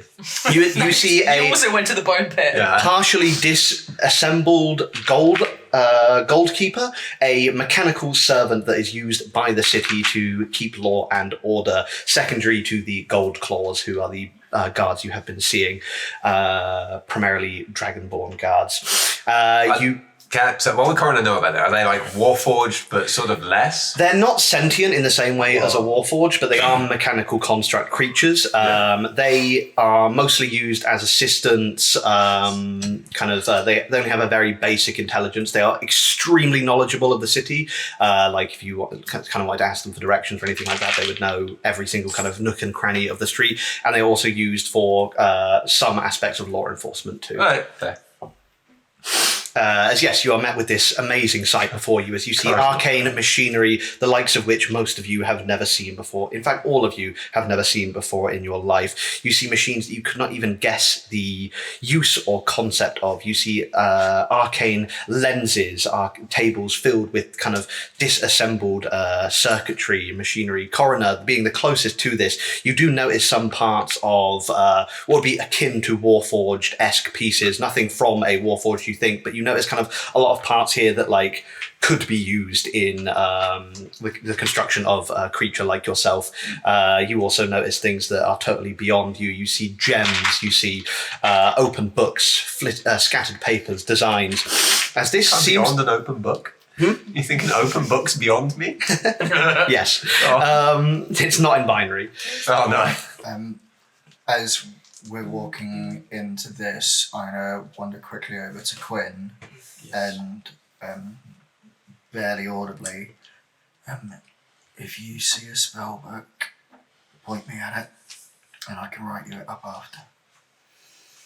I'll go wide-eyed and scan the room. Cool. Yeah, give me. You can have an investigation check advantage, knowing what spell books are. God. 16. You certainly see a lot of books in this room, but you don't see anything that strikes you as a spell book that he would use for spellcasting. These more appear to be about arcanology, about the design ethic behind arcane construction, arcane devices, enchantment in the sense of enchanting things rather than the type of enchantment that you specialize in. A lot of books on that subject, and also you do see a couple of books, Coroner, you would also notice this with your passive perception, that are involved with the construction of beings like yourself, constructs, Warforged, these gold keepers and gold wardens that you know to be that patrol the city. As you kind of are led to one table on this room, a desk with this series of vast lenses that seem to kind of telescope out as if they were at different levels of magnification. Oriax kind of gestures to Faisal or Digby to kind of lean over onto the desk so he can get a good look at them. Would you mind lending me your eye? You seem to have quite a knack for this. Of course. First they want their money, now they want their eyes. Make an Arcana check at advantage. It's a good thing you didn't ask me. It would appear your friend is quite correct in their assessment of this device's mechanisms and abilities. It does indeed prevent you from transforming into your true form. It prevents any kind of magic being done upon you, as well as it being cast out from you. There seems to be an aura of necromancy, which I can't quite put my finger on, though. The abjuration is very strong, and it's almost blocking it out from me. Obviously, the bands are also made of adamantium, which presents a trying problem with removing them. How attached to your head are you, Faisal? Kind of like, if you see Faisal on the desk, kind of like looks up at him. Quite. A shame that. Surely you have enough money for a resurrection. That's besides the point, Xanathu. I would like this thing off me. I would like it pointed out that my first fucking suggestion was to cut his head off. Well, you have a sharp... Mine was before he got the collar on. Yes, I do have a sharp sword and I would have used that. I was going to say a sharp mind. You and I Don't think we got one of those between us, to be honest. No. I can certainly remove these given some time, possibly with the aid of the Dragon King if he becomes available. But it will take some time, I'm afraid, my friend. I will need you to stay here with me until I can remove them, and then hopefully we can, using the knowledge gleamed, figure out who made these nefarious devices and punish them. I love this guy. What colour dragon is he? He's Is a gold also dragon. gold? They're bros. Quite so. From what we have learned, the gallants, the Crimson Gallants, are in possession of a few of these collars. They were prepared for both me and Digby. They seem to have some knowledge of our movements and whereabouts too. They knew that I would be coming to Riapris, and they clearly planned this ambush. We've also discovered that they've been using transpositioning stones, the collar, to transport their men around. As I say, they seem to have they're a great deal better equipped than we had hoped for. They also seem to be ready to kidnap and possibly harm the Dwarven Princess should she come back from the First World. This gentleman with us, Aldous Cragmane, is one of the Vectari for her, a Iraqi wizard himself.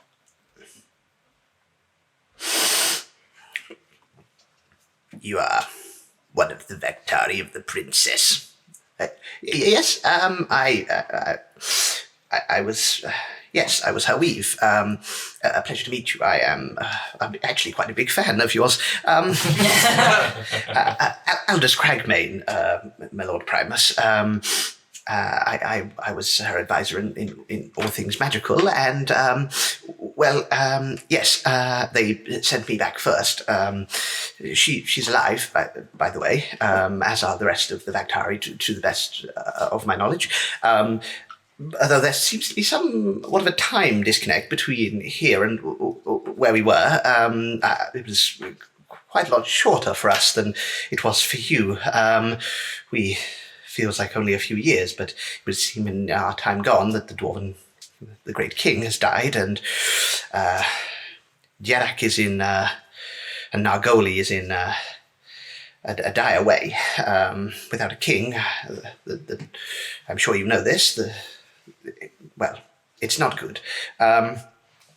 Also, upon my travelling back, I lost a fair great deal. My spellbook, most notably of all. You see, it kind of like visibly winces at the mention of that. And that also brings me to a slightly difficult subject with the Dwarven King being dead and all. The princess made me swear, made us perform a blood magic rite, that I would only tell the High King of my findings, and I now cannot fulfill that oath. And if I break it, tell anyone else, I will die. I have a question that has just dawned on me. We spoke about cutting Fizel's head off and then resurrecting him. That's exactly What if what I was thinking. you tell us, die, then we bring you back? The death would happen first, I'm afraid. Would the curse Okay. remain, or is it like a one-off? So you go to tell us you died, then you come back and then you're done. Yeah. I'm afraid blood magic is quite confidential. This is why we used it. Excellent plan. So what we'll do then, instead, is Drain Coroner your blood. we'll Drain drain your you blood. of your blood. Your blood we'll will be put gone. new blood in you. Yep. Please let me drain your blood. We could swap blood, maybe. I can swap your blood with a creature of your choice. I'll swap blood with you. You I want, don't have enough blood. you want some dragon blood? I can give you all this guy's blood. switch bloods. Do you think that would work? That'd be That would fun. be quick. I could do this. Knowing what I know of blood magic. I probably love Sorry, every syllable do that line again. Knowing what I know of blood magic. Yes. I'm afraid the curse will be quite operational. Yeah. When your friend revives. This is how you will get fantasy hepatitis as well, by the way. Yeah. Here's a theory. Those collars block all magic. Oh. If we could get it off, work out how to safely get it off. And then put it on Aldous for a bit. He tells us, and then we take it off. And then I would die. Oh, we leave it on then. Yeah, but then we resurrect you and then you're fine. The soul would be taken by the blood oath, I'm afraid. Oh. This is a conundrum for another time, I think. If you can only tell the king's not available, there's no other way around it. There are other kings. There's a king here. Can we not tell him instead? What was it? Was your blood oath specific to a king? It was very specific, unfortunately. What? Why would you do that? Well, What if he died? Well, clearly that is the conundrum we're having. We thought we'd been only gone a year. We've not Died in a year. My concern with that is when were the others planning to come through? Because for us, that could still be like 80 years away. Well, I was going to come back, test the routes out, and Go and get them. essentially, yes. But then we also don't know how long that'll take you. No, quite so. The manner of travel between the worlds seems to be indistinct, and as I said, there are complications from getting between one and the other. I didn't lose my spellbook on a whim. Right. What is the Drain matter? his blood. What is the matter of this complication? There is an entity between the realms. It demands. It tried to stop me. I tried to bargain with it. It didn't like that very much. We've met that fella. He took my money. I tried to fight my way out of the situation. I could see that I was hilariously outmatched. And, well, my spellbook sort of saved me. It was a special book, you see. It was a gift from my uncle, really, if you want to put it that way. It actually was a sentient book. It contained his soul. And I heard it die as I passed through. That's fucked up, Chief. But it allowed me to get here to Do you deliver want this one? message. No, that's just so sad. You heard your uncle's soul die when you... Oh, man. Wow. Poor guy. I mean, he was trapped in a book for fuck knows how long before. Probably a release. We don't know how he got put in Yeah, that book. that's That could have true. been a really toxic relationship. Reminds me of LMFAO. It's a lot like One of them's trapped in a LMFAO. book. Red food is trapped. But anyway, this is besides the point. Enough about LMFAO. If we are to find a way back through, we need to find a magical weak point in the world. It's how we got through to the first world in the first place, and the means of doing that would be through an oculum. I have mentioned this before to the group of you. It was a device of my own, the High King and Lyria's creation. It is a device that can detect where rifts may open, where weak spots are formed, and yes, quite a powerful magical scrying device, really. Are they quite common these days? Because there are rumours spreading among the common folk that the rift was coming. That was less specific. This oculum could tell us when, where these things are to arrive and be foretold. The reason that the rift in Ria Priz was so well known about is a byproduct of the rumour mill. It, from what I've learned from my travels here, and from what Faisal has told me, it was people saw it as a homecoming for the princess. They thought she would be coming through, and It's still, there was a full-on parade ready for the return. That's a real lot of work to put on as a rumour. there was certain magical parties there. The rest of the people that were there were mostly occupants of Ria Priz, Yeah. So everyone could feel it for like Yeah. a little while. especially magical sensitive people, yeah. Did the Crimson Gallants know specifically? Do we think they've got an oculum? Oh. Probably. You don't know. Yeah, I don't know if Appleby would suggest that either. If I had some time and resources, I could try and create a new one, if that was something you'd be willing to help me with. This place is pretty resource heavy. Quite so. Yeah. I mean, what do you need? Quite a few things. I would need to devise a list, but for the most part, a powerful magical gem, some kind of power source, similar to something like that would power a Warforged creation. Keep your hands off me. I wasn't implying, but Yeah, drain your blood and disassemble carbon. Excellent. Right, continue. magical lenses of supreme quality. Go for my eyes. An artificer's laboratory, of course, and Of course. Time and money. Oh, great. Well, I got one of those things. An artificer's laboratory. I keep a lot in these robes, mate. If it so please you, Elders, you could always set up in my arcanorium here.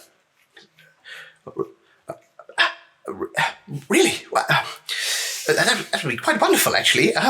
Yes. Yes, of course. I would love to, my Lord Primus. fan. Would those lenses do the trick for your fancy lenses that you need? Not pointing at the telescope. Not quite. I would need to calibrate them and design them myself. Really, what I need is the raw materials. And you see as he kind of starts stroking this big beard that he has on his chin, and starts jotting some things down in the loose leaves of paper that he got from your spell book. While Aldous prepares the shopping list, Xanathu, there's the matter of the Crimson Gallants that we've mentioned. The two prisoners we brought are Crimson Gallants. Yes. Who have imprisoned, or had imprisoned, both Digby and Faisal. They imprisoned you. He kind of looks towards the two of them and kind of a smirk on his face. The smirk dies there. Their intentions with Aldous, I think, were similar, and I think their intentions with the princess, should she come back through, would be similar as well. They're a dangerous organisation. They're very much real, and I would heed both yourself and the king to denounce them as a terrorist organisation. Put them as a group to watch out for, to protect the people from. Give me a persuasion check. Sub 10. Persuasion 13. Speaking of which, it's September. Give us a subscribe. Hey. I will notify the king of these developments. As you know, we sent Faisal and his assistant Digby to deal with these beings. Faisal is one of the more knowledgeable figures on the Gallants' history, as obscured as it may be, but they certainly do seem that they bear looking into. One problem I could foresee with denouncing them as a group, however, would be that in historical times they were seen as heroes to the populace, and without any evidence they may not be so willing to accept them as a force for evil. Understandable. But I will inform the king, and know that it is a concern of mine, being that they have such nefarious weapons as these Tellurian fetters. Surely a device of that caliber has been created by someone of considerable knowledge, or someone has paid a lot of money to get these made. Indeed. If you do learn anything more of them, I would quite like to know. If you know of my father, then you know of my capabilities as well. And they terrify me, to put it lightly. Yes, they certainly are not something we should underestimate. Thank you for bringing this news to me. What would you like me to do with the two gallant prisoners? I can question them here at my discretion, if you like. They were arrested within the Golden Kingdom's jurisdiction, I suppose. They have certainly broken our laws in capturing two of our dragon nobility. The younger of them, he seems an accessory to the crimes, but he appears to be a child who's simply been indoctrinated into this cult. While I wouldn't say go easy on him, I would say this isn't entirely his own fault as is much the fault of his upbringing. So maybe his family is also worth looking into. From what he's told us, their entire his father and those around them were also in the Gallants, so it's, I don't know. Interesting. He may be rehabilitated, as it were. It is good to know. What of the other? Kill him. No, I can't say we've been with him very long. We had quite a long time to question the other, but we only caught a few nights ago and we've been on the road since. We've not had much of a sit-down opportunity to have a chat with him. Very well. Well, thank you for these additions to my horde. I don't like that. Hang on, let's back that up. Yeah, can we? Just to see what kind of vibe. Yeah. Coroner's is fine with it. These fucking rolls, dog. Yeah, you've been. You see as 20 early on, but yeah.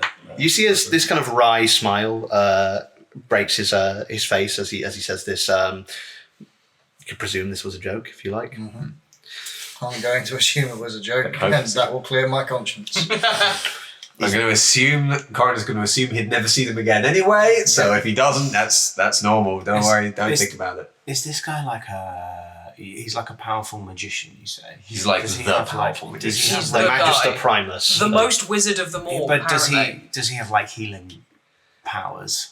Because he said to Faisal, you could afford a revival. Does that insinuate he was going to do the revival and Faisal would pay him, or? From what you can see in this room and the area of expertise that seems to be kind of associated with Oriax, you'd say you can see he's much more of an arcane caster.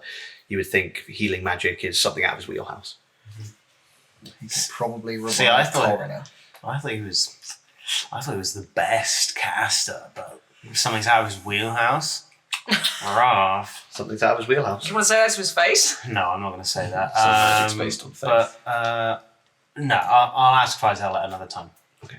I'd like to get my foot fixed somewhere in the city. That would be good. There will be good I know healers. some good places. It's Yeah. growing like mushrooms now.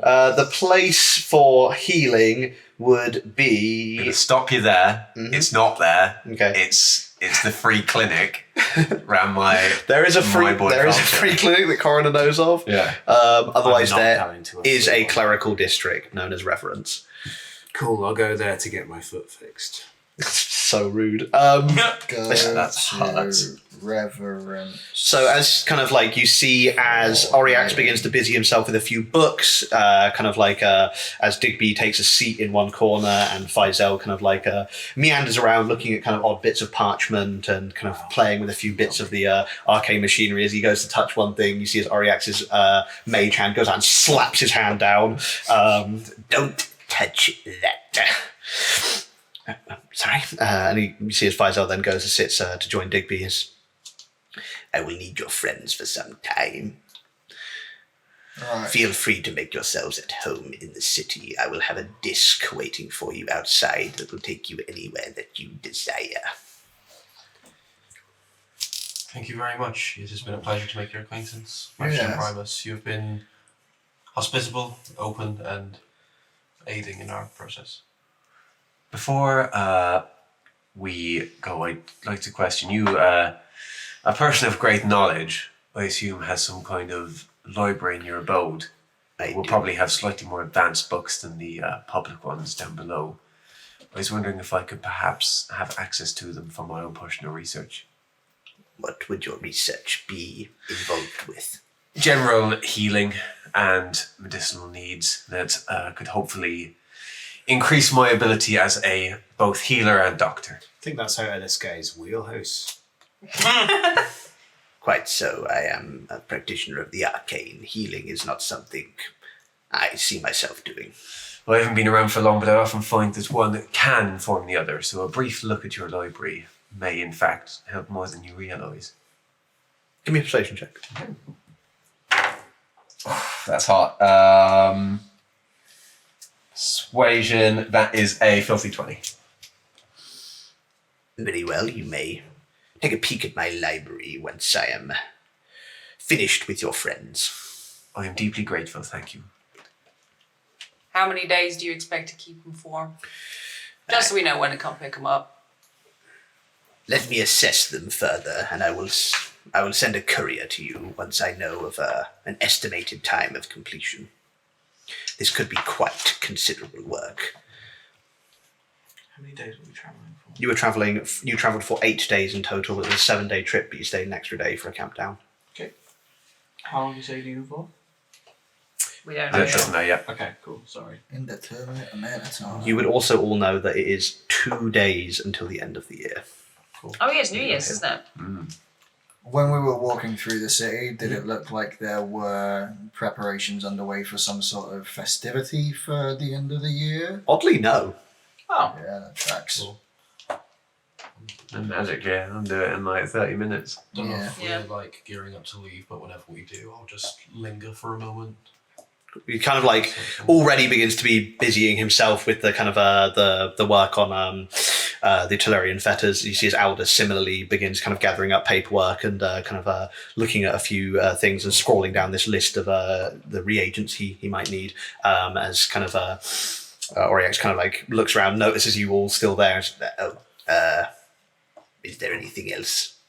I'll ask him just a question privately. Just be like, you mentioned that you had assumed that Lord Denari, my father, was dead. Tell me, has there been any other word from Artgrave? Do you know of any news that has come out of Nargoli? Ardgrave. Yes, that is your family's estate. I wonder if the Lady Denari might still be in the seat of power. I'm afraid I have some bad news for you. She is not. There was some troubles a few years back, and seemingly the Denari family have, the remainder of the Denari family, I should say, vanished. A couple of years ago. She vanished. Supposedly so. There was never any remains found. The Cranthor clan now rule the Goetic Spires. Cranthor? Would I know Yes. of these people? Give me a history check. No. Oh, there There it is. Ding, ding, ding. My 2 rolls above a 10 this session have been 20s. They Maybe we'll are go home, I guess. They are a semi-noble family that kind of served House Denari in a loose sense, being that they were sort of vassals of them. They controlled some of the surrounding area of Ardgrave as opposed to kind of directly controlling either the town of Ardgrave or the Goetic Spires. And they are quite a militaristic people.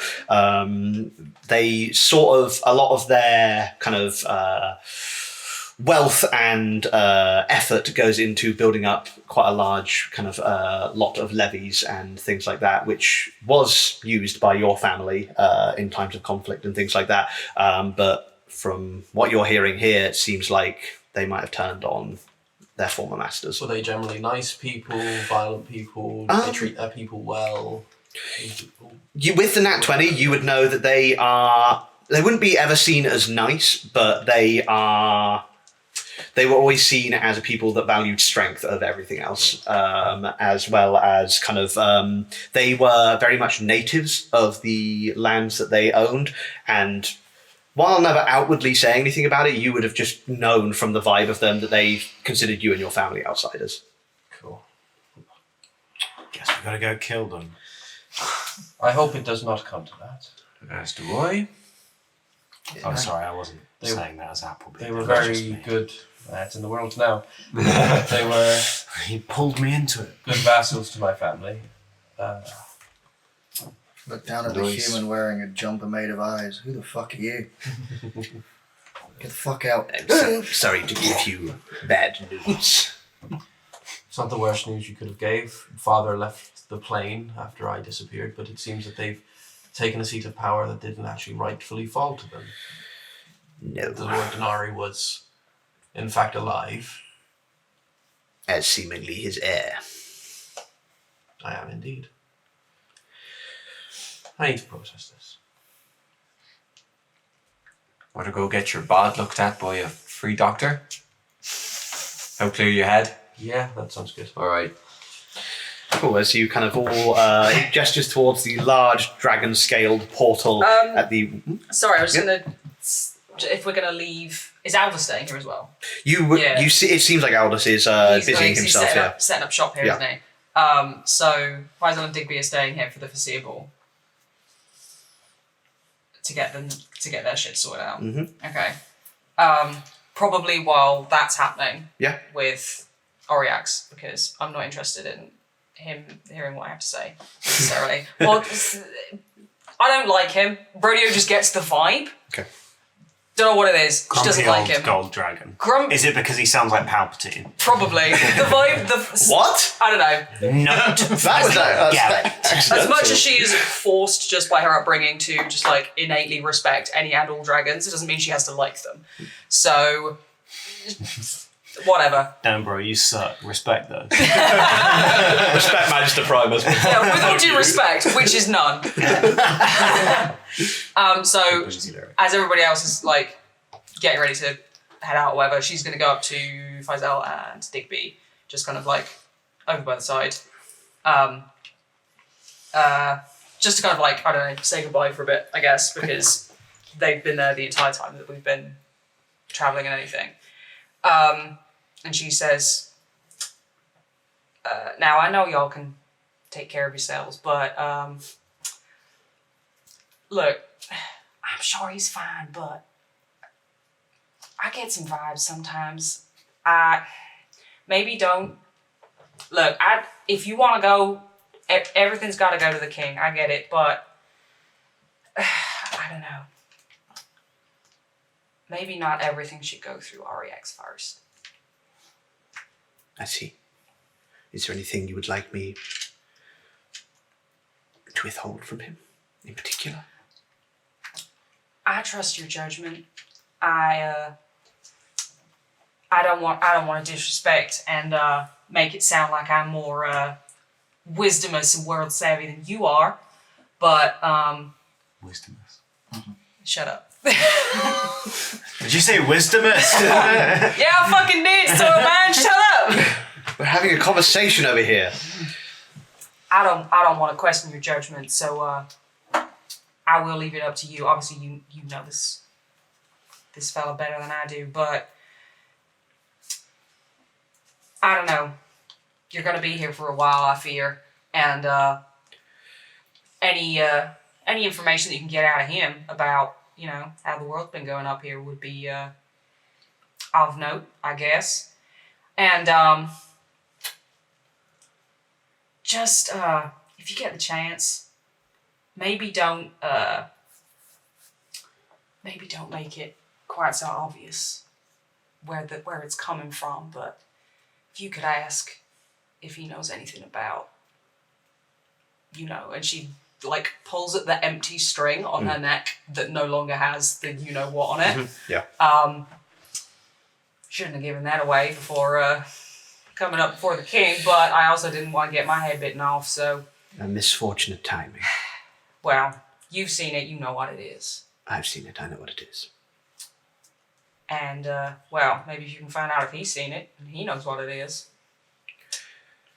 Might be worth sticking your little bronze nose in. If there is anyone who would know, it would probably be the Magister Primus.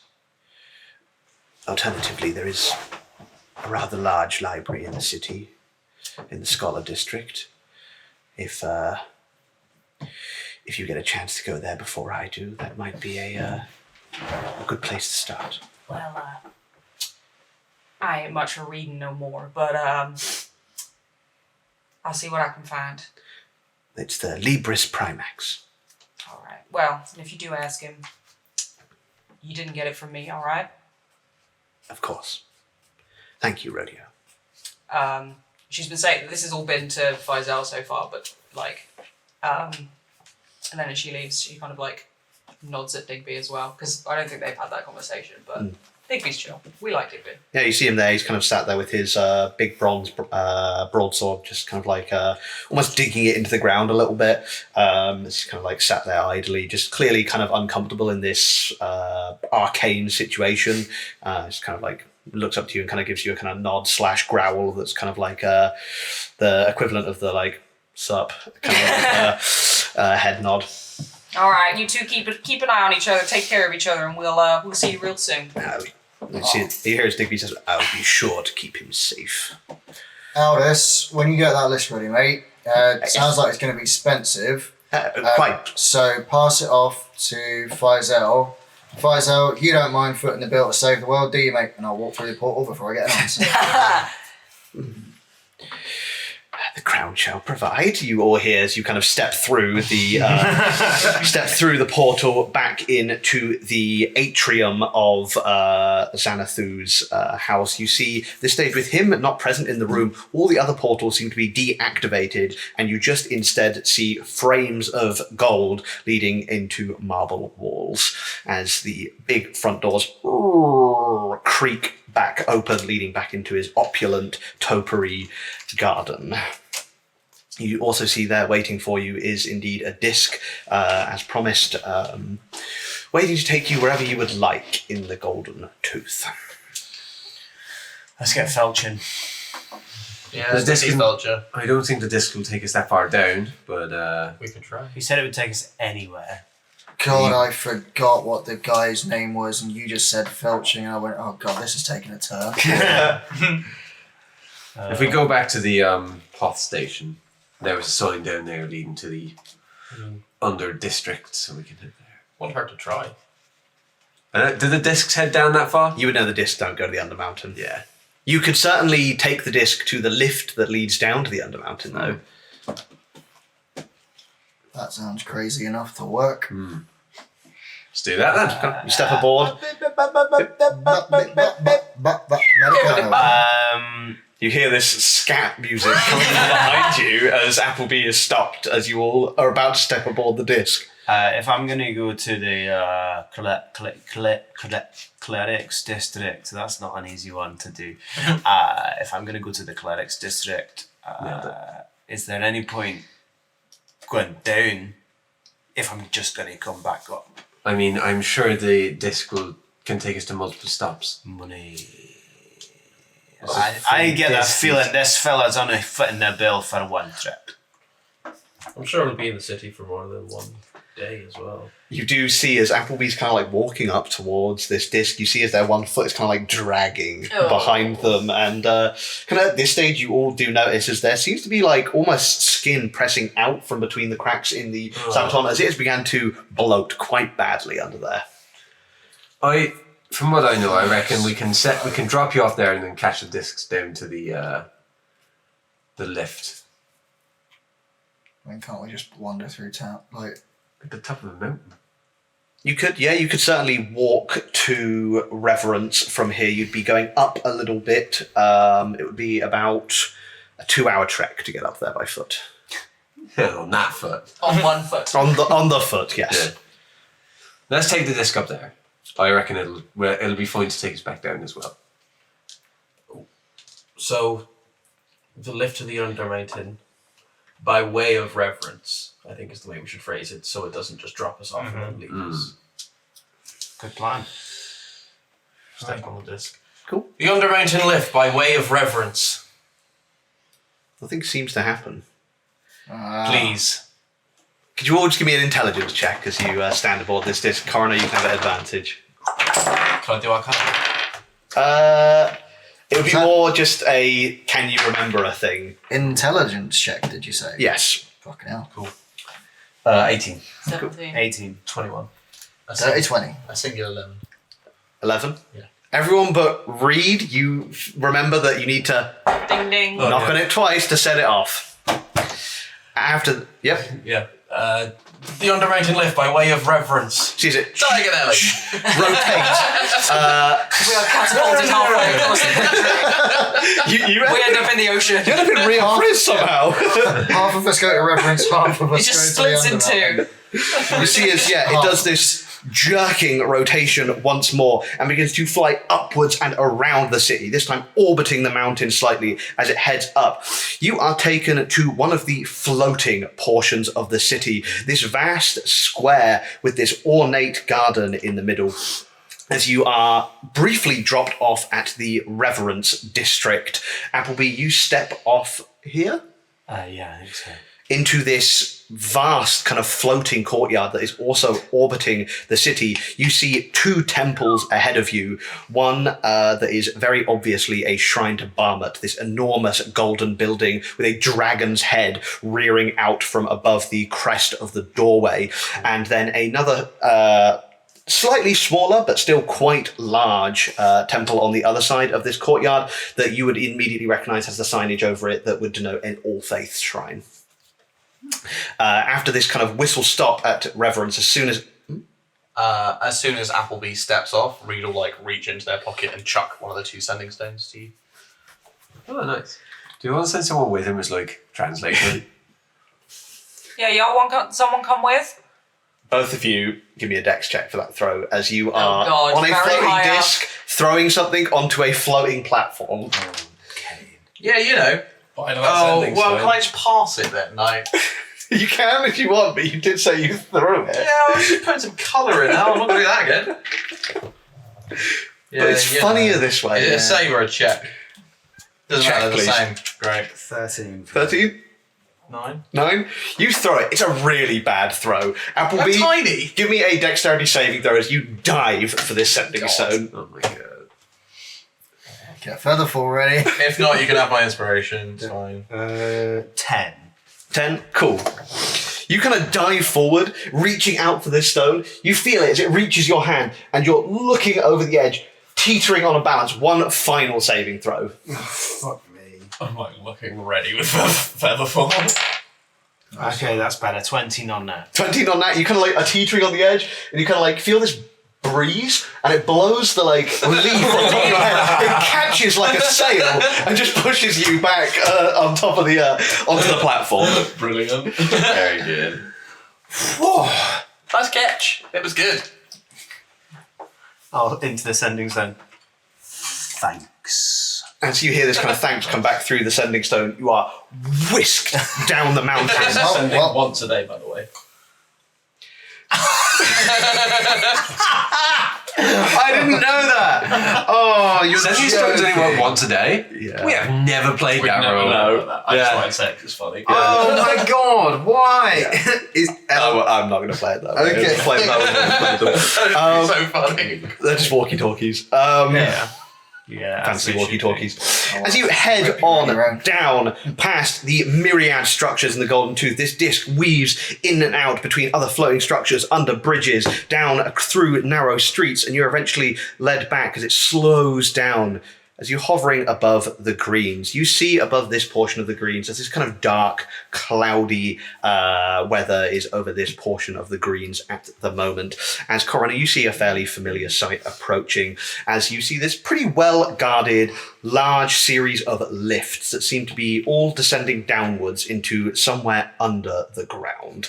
As you see, this is a pretty well-guarded entranceway to the Undermountain, certainly a lot more guarded than the other entrance that you know of, as gold claws, gold keepers, and gold wardens are walking, hovering, or fluttering around this kind of series of lifts that are constantly going up and down, bringing people up from the Undermountain. The guards there taking tithe from the people coming up from the Undermountain, and similarly, people going down into the Undermountain too.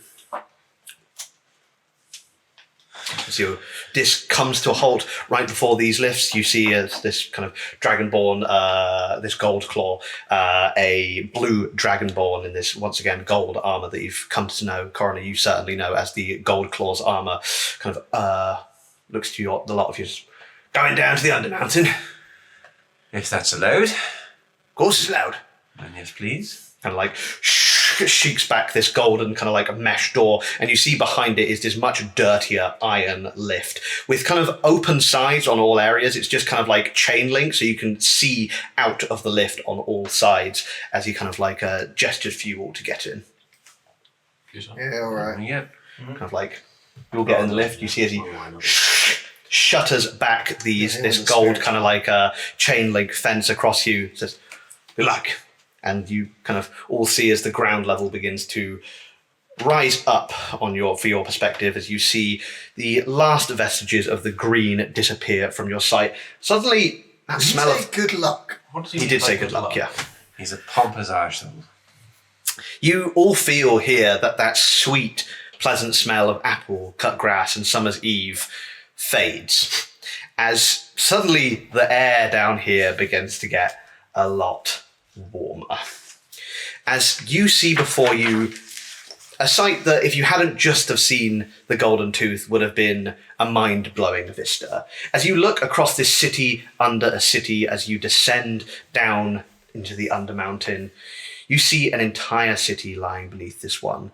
An enormous space that is lit by hanging orbs of bioluminescence, seemingly tied to the city by these fleshy protrusions that grow out from this ceiling.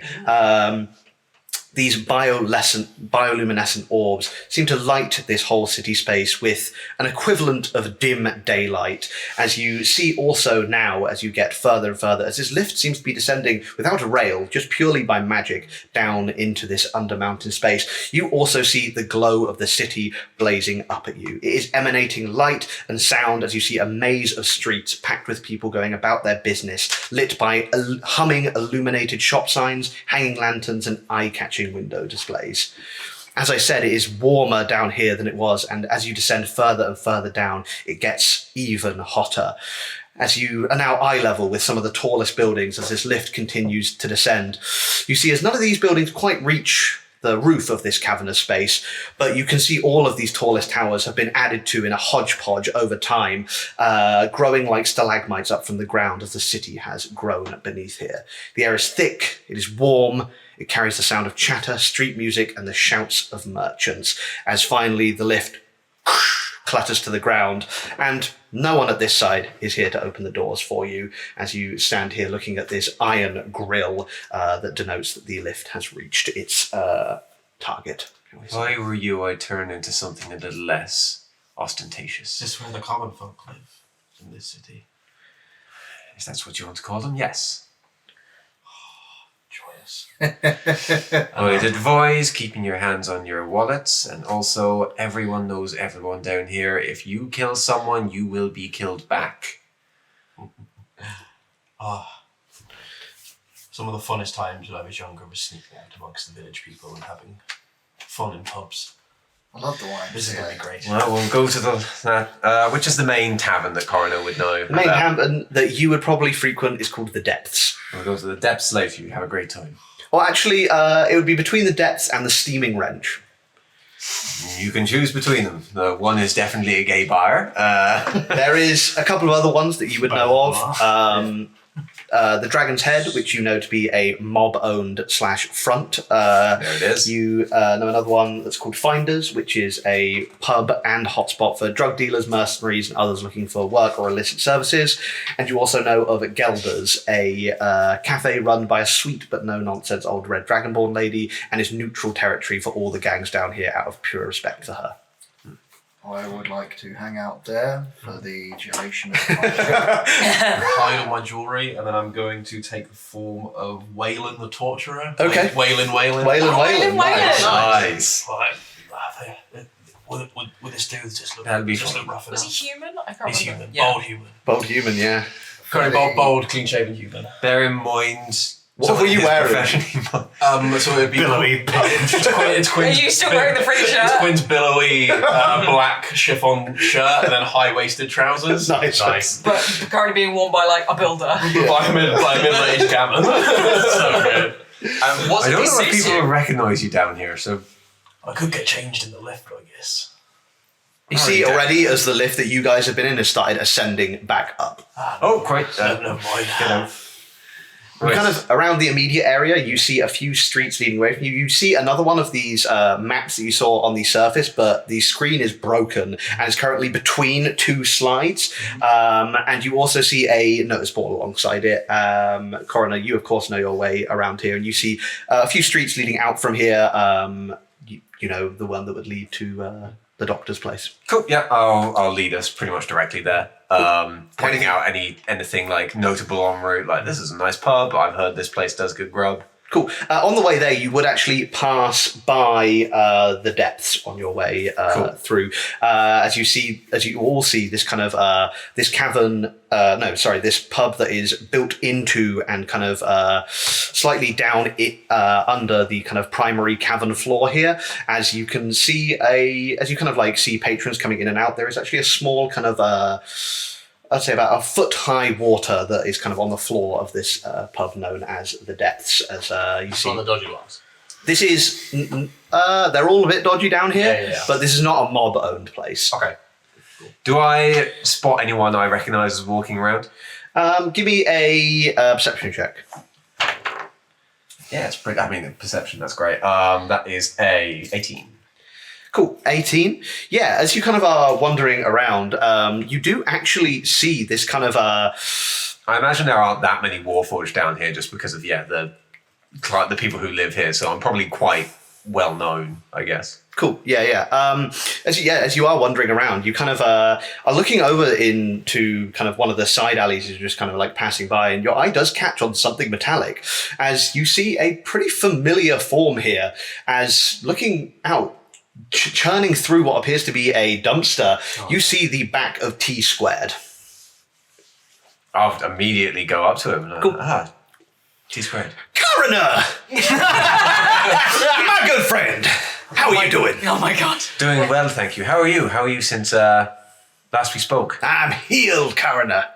Wonderful. Felcher do his magic? Well, no, he wouldn't have done You did your magic. I did my magic, yeah, that was it. Felcher was busy. Anyway. I've never felt better as you see this kind of like grimy like blob of like some kind of oily material in his one hand. He just starts like licking it. The equivalent of like what a Warforged would like lick. You just kind of see as he wiping it on his mouth part.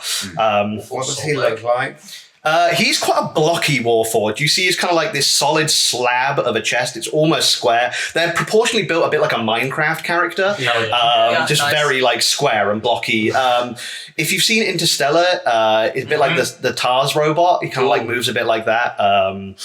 Very blocky, like as if someone saw a human was like, make it square. Yeah. Cool. Just no soft edges anywhere. No soft edges, everything's sharp. It's like, those like It's weird all right tungsten angles. blocks you can get. It's like he's made out of those. Streaming everything. Does it look like the mining Warforged that Rodeo would have seen out in the desert? Or is that a slightly different kind of build? It has similarities, certainly. You can actually see that the kind of torso would be a very similar kind of torso unit that they would use on the mining robots, on the mining Warforged. But the kind of like the rest of his configuration seems more for humanoid activities rather than the kind of like mining equipment that you would have seen on the Warforged, like a big drill arm or like a big kind of panning system that they would have attached as their limbs rather than the kind of like square arms that you see T Squared has. And you do see also this big speaker on the center of their chest, which appears to be where their audio is actually coming out of. And you see this kind of like scar going up through it, which seems to be something of a previous injury. You can introduce us to your friend, Coroner. Yes, who are these lovely people? This is T Squared. He was a patient I helped out not too long ago. He was very, he helped me a lot as well. Eye-opening conversations we've had. This is the gang, and I'll introduce everyone. Hello, the gang. My current travelling companions. I've been out of town for a short while. I know, I was actually hoping to find you. Ah, well, you phoned me. I have something we should talk about. I have something I'd like to discuss with you. Maybe meet up in the dive later? In the depths? Yes, sorry. Of course. That sounds like a good time. Wonderful. You're paying, I hope. Yes, I've come into a bit of cash recently, so yes, I'll pay. I love side quests. Do you drink? I drink what a Warforged drinks. Oil. Waylon. Oh, it's a pleasure to meet you, Wayne. Despite the low Warforged clientele, the depths actually has a very nice oil bathhouse at back, so we'll... It's not just a goblin with like a bucket this time. No, it's a full, like, you know those large barrels? They just take the top off. And we Oh, just- so it's like a step up. Yeah. But Nice. it's like communal, so we can, It's a pleasant experience. it is. So we'll be there. Anyway, yes, please, let's have a chat later. We're off to the good doctor's clinic for now. Oh, yes, the doctor. I should tell you something that you might not recognize the signage on the front. Why not? Well, you'll see soon enough.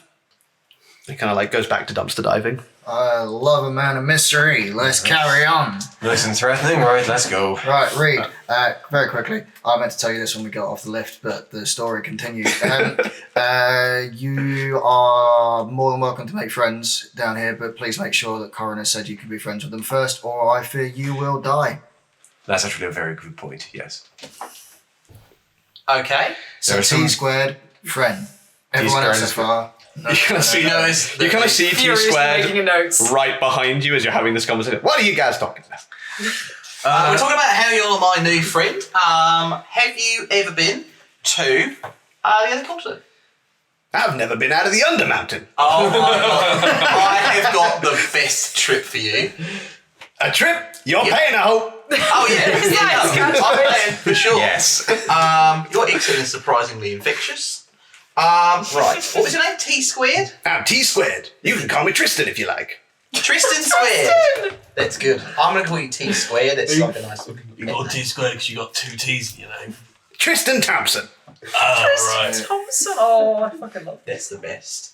As we're like meandering around town, Reed is like next to you and soaking everything in, and like gasping at everything that they see, and just occasionally will like lean into you and you'll be like, "Do you actually live here?" Every day of my life, apart from the journey to Rare Priz. They like look around, they're like, "This is amazing. This is the best place we've been. I love it. You are so lucky. I want you to tell me everything." I'm glad you think so. It was, it's definitely an interesting place to live. You notice that like they weren't hugely impressed by like all the gold. Yeah. It was cool, but like they are loving this in a different kind of way. Speaking of, as you are led through these streets by Coroner, who knows them very well, so no checks required, you see as they lead you through a lot of narrow passageways, a lot of narrow streets, you see as there are businesses all vying for the clientele that is down here. You see kind of places like a laundromat equivalent.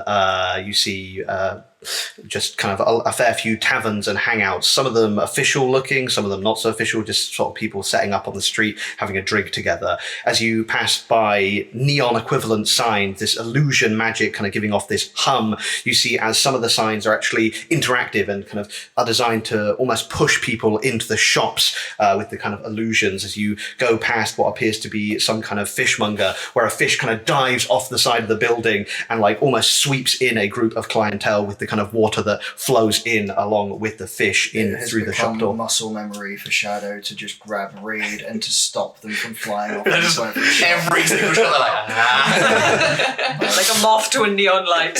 Eventually, you are led to a small street known as what is the street known as? The Street of Hurt. As you are led down here by Coroner, you eventually arrive at a familiar location that has one fairly distinct change. The big signage that was above the front door that read Dr. Felcher's has been replaced with a new sign that already seems to be coming into quite a lot of disrepair, as does everything down here that is there for not too long. You see a sign saying Dr. Goreldo, and as you look up, you actually see as the L begins to kind of like twitch and falls off, so the sign now reads Dr. Gordu, as you arrive at the place of your work. Do I know Dr. Gordu? You have no idea what that means. How long have Nor you do you been know. gone, by the way? Nor do you Maybe a know. week. Nor do you know Dr. Goreldo. No. How long has Coroner not been in town? 2 weeks. 2 weeks. Oh wow. This is, Okay. Felcher I just know. didn't fancy the name anymore. Felcher got married. yeah, this is Oh, lovely. that's sweet. I immediately walk Cool. straight through the You do door. ding, ding, as you go in. As you see like this quite dishevelled looking man behind the counter of this currently empty waiting room. You see this long kind of crop of tawny brown hair over his face. This very hairy individual kind of like immediately looks up at the sound of the bell, these kind of wide eyes. It doesn't look like this person has slept very well in years, as they kind of look up to the lot of you as, "Oh, you're back!" What on earth has happened? You won't believe it. I probably won't. I changed my name. Again. Again. They were on to me. Okay, right. Yes? Felcher wasn't working anymore. No? No. Goreldo. Says Gordo now. Do you think that works? Yes, that works fine. Great. Yeah. I think they were on to me. But we're fine. Good, I'm glad. So, Goreldo, Dr. Goreldo. Dr. Granado, Everyone, this is Dr. Geraldo. This is the man who I'm in employment of. Hi, all of you. Wow. Hello, mate. We are hard to miss. What race is this guy? Seems to be human. It's just really hairy. We come to collect. Pay up. No. Susie begins to fiddle with something under the desk. Stop. No. Pressing a button. The sign outside is already changing to a new name. I knew you two talking would make something blow up. I didn't think it'd be that fast. All right. Oh, I'm just flashing your buttons, mate. Nice to meet you. I'm Shadow. Pleasure. Are these patients of yours? One of them's a patient. The others are companions that I've made friends with along the way. Companions? Nice. Oh, and this is Beaky Pete. Fuck me. Oh, I forgot the bird was with us the whole time. Lovely. What's that? It's a bird. It's mine now. It's You're my a bird? pendant. Nice. I guess they probably won't see birds very often down No, there, will they? I haven't seen a bird in years. Yeah, it's one of the first ones I saw. Do you get bets down here? Plenty of bats. Fucking tons of them. They're what most of our clientele come in. Attacked by bats. Yeah. We've got a whole sect down here called the Bat Killers. Overworked and underpaid, if you ask me. Soon our chips. Anyway, yes, this gentleman was under some form of, I don't know how to describe it, coercion, mental distress for quite some time, and we would like a quick checkup to see if there's been any lasting damage to him, or any further details we can gather on what might have happened to him. I can definitely do all that. I believe you. I will assist. You see as he puts his big magnifying monocle over one eye. Let's begin. Okay. Hi, Monties. Hello. Oh, I guess I'll just If you get changed. If you'd like to follow me through to the examination room, what would the rest of you? Would you like to wait here? You can come in if you like. I don't mind. I really hadn't. Kind of easy with this kind of stuff. I hadn't thought about getting this far with you lot. I thought you would have all split off and doing your own thing by now to my distress. So Wait, so you let other people come in and watch you examine other patients? Yeah, if you like. we charge him, but yes. They're your friends, right? Is there a nearby feed though, so we can people feed for this? I can direct you to a feed equivalent. There is definitely a theme equivalent. Yeah. I'm gonna stay outside and I'll put your sign back together. Oh, no. Thank you. Anyone else? Any takers? What am I allowed to do around here? Stay within 10 feet of me at all fucking times. All right. You knew? Oh yeah, never been here before. Oh, I'm very new. get out. Oh, okay. I thought it was pretty cool here. I heard that your name changes. Do you mind if I just call you Daddy Coroner? No, don't call me that. No. Don't call him that. No. Oh, I'm gonna call him Daddy You anyway. can call me Dex. Dex. Yeah, short for Dexter. Nice. So you've not changed that? No. If they All were right. onto you, did they just not know your location? Why would you do this to us? Fuck's sake, Reed. Do you think they might know where I am? No, they wouldn't know where you are. Yeah, the sign is a great distraction. I thought we'd gone to the wrong place. They'd be looking for something called Felchers. Like they Yeah. wouldn't come in. We could go and put a fake sign on someone else's place and call it Felchers as a distraction. Would you do that for free? I'll do anything for free if it'll mean that you are my friend. I'll be your friend if you do that. Excellent. Writes it down. Is it gonna be more effective if we put a sign up somewhere saying Dex's? No, don't do that. I don't want my name out there. Cool. What name? Dicks. Yeah, that's good. Yeah, Dicks. you know the drill. I'm on to you, mate, don't worry. Okay, let's go and get someone potentially hit. Yep. So who's staying for the Yeah. procedure? Who's leaving? Reed and I are causing shenanigans. That's Yeah. I'm fine. gonna look over the rodeo. You coming? No. Well, fair enough. I'm gonna stay here, but I'm not gonna go in. Cool. Okay. Stay in the waiting room. Oh yeah, I'll stick around, and if I hear screaming and shouting outside, I will go and intervene. Don't worry if that happens inside. If I hear shouting and screaming inside, I will go and intervene. But otherwise, No, normal, don't worry. Shouting and screaming coming through the sending stone. if I hear screaming too from the late. sending stone, it's probably too late by the time I get there. Yeah. Is it like a waiting room with magazines and stuff? There's a few little magazines. Just Yeah. porn mags and gun mags. Yeah, That's what it is. it's quite a lot of nudie mags. You also see medical Doctor's Weekly, but it seems to be very poorly Like written. 200 years ago. Yeah, it's very poorly written, and That's also porny. So porn, yeah. there's like a busty doctor on page one, like a really just hunky guy. Sexy anatomical diagrams. Yeah, as you take a seat in this waiting room, as Quinn, you're kind of dumped onto this examination table by the good doctor and his associate Appleby, as you step off onto the District of Reverence. Where would you like to go as we jump back in time briefly? Oh shit! Fuck. As you've just seen this disc swoop down. I'm floating. There's the Barmet place. There's the All Faiths place, Yeah. and then there's what else? And then the other two sides of the square are open to the elements, and you are just kind of in this quite pleasant square. You see what appear to be quite scholarly figures, a few monks, priests, and the like, kind of lounging around in this central garden area between these two temples. But this kind of big temple complex is separate from the whole city and is kind of just very slowly orbiting it. Okay. Is there anyone walking past right now? You see a passing cleric. You see this silver dragonborn just kind of like pass by you wearing these priestly robes. Hi. Hello. Greetings.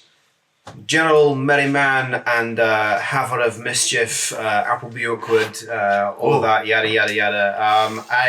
Are you here to cause mischief? If there's mischief to be caused. But first, I need someone to fix my foot. Right. You're looking for a healer then? Yes. What's wrong with... Oh. Right. You'll need some advanced healing magic for that. Is it... what are you? Sorry? You can't just ask people that. You just can't ask Appleby. No. We don't have time. Are you alive? What are you? You're an undead creature? You don't feel undead. You see it's kind of like golden energy emanates out from this guy's palm. Like scans over you briefly. Bother, pal. Don't go filling me without asking. That was a mere sense of your magical aura. How was it? Spicy. Bizarre. Yes. Tasted like dirty water. That scans. So who can fix my foot? Doesn't matter if I'm alive and dead. Yes. Okay, well, But your foot can be fixed. Do you have are you a man of faith? A being of faith? Let's take you to the All Faith Shrine then, shall we? And she kind of like puts this arm around you cautiously, as you kind of are led towards this this temple that you recognise from your extensive travels through the land as certainly being an All Faith Shrine. As you enter, this is like no All Faith Shrine you have ever been to before, as this would not have been a place you would have probably travelled to before, specifically in the Golden Tooth, as you are met with a enormous room over 3 tiered levels where you can see a shrine to pretty much every single god imaginable represented. And you do see at each of these shrines appear to be at least 2 clerics tending to each one of these shrines. Are you a follower of one of the natural gods, such as Sylvanus or Folius? yeah, one of those. Great. We'll take you to the Sylvanus shrine. They take all comers there. Yeah. Cool. What's Sylvanus about? Nature and the preservation of nature. You That's- seem to be looking at the leaf on your head. Aligned somewhat in that regard? If you can see aligned. Yeah. I'll be heading back to my temple now. Thank you.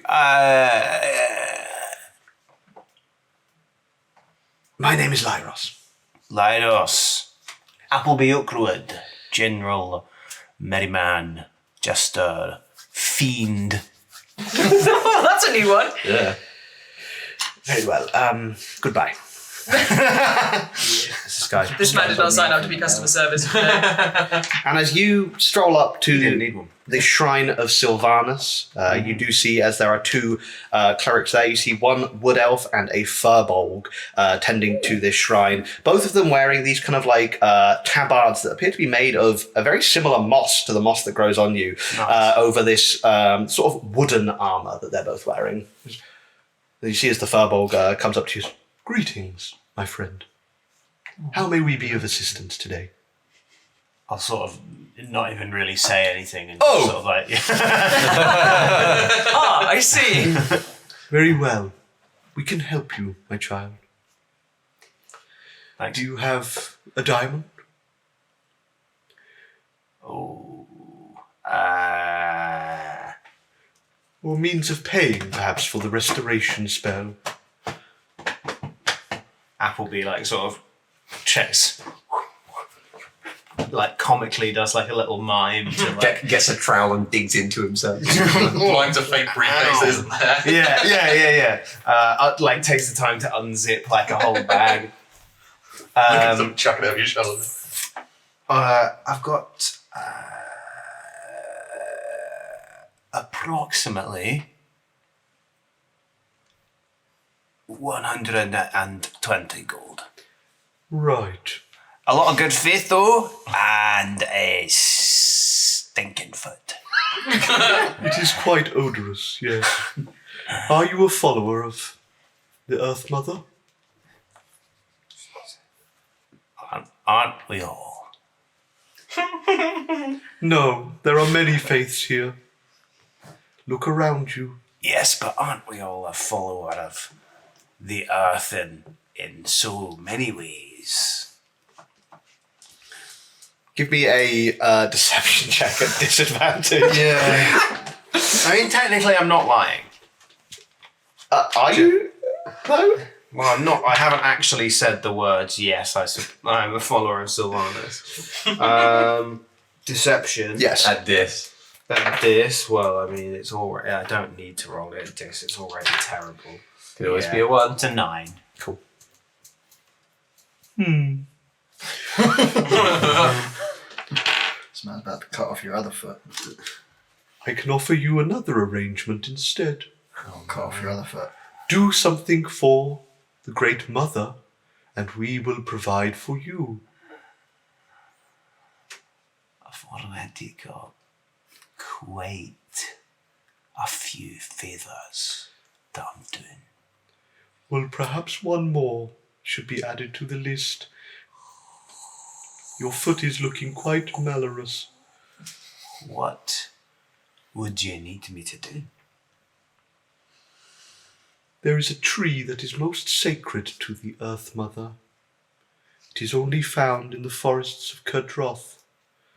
Perhaps if you brought a seed of a Kerdrothi willow tree, we could restore your foot to you. Kerdroth's far away, right? Pretty damn far. It is far, but it's not the furthest city away. Cool. About 3 times the distance it took to get to Reaprise.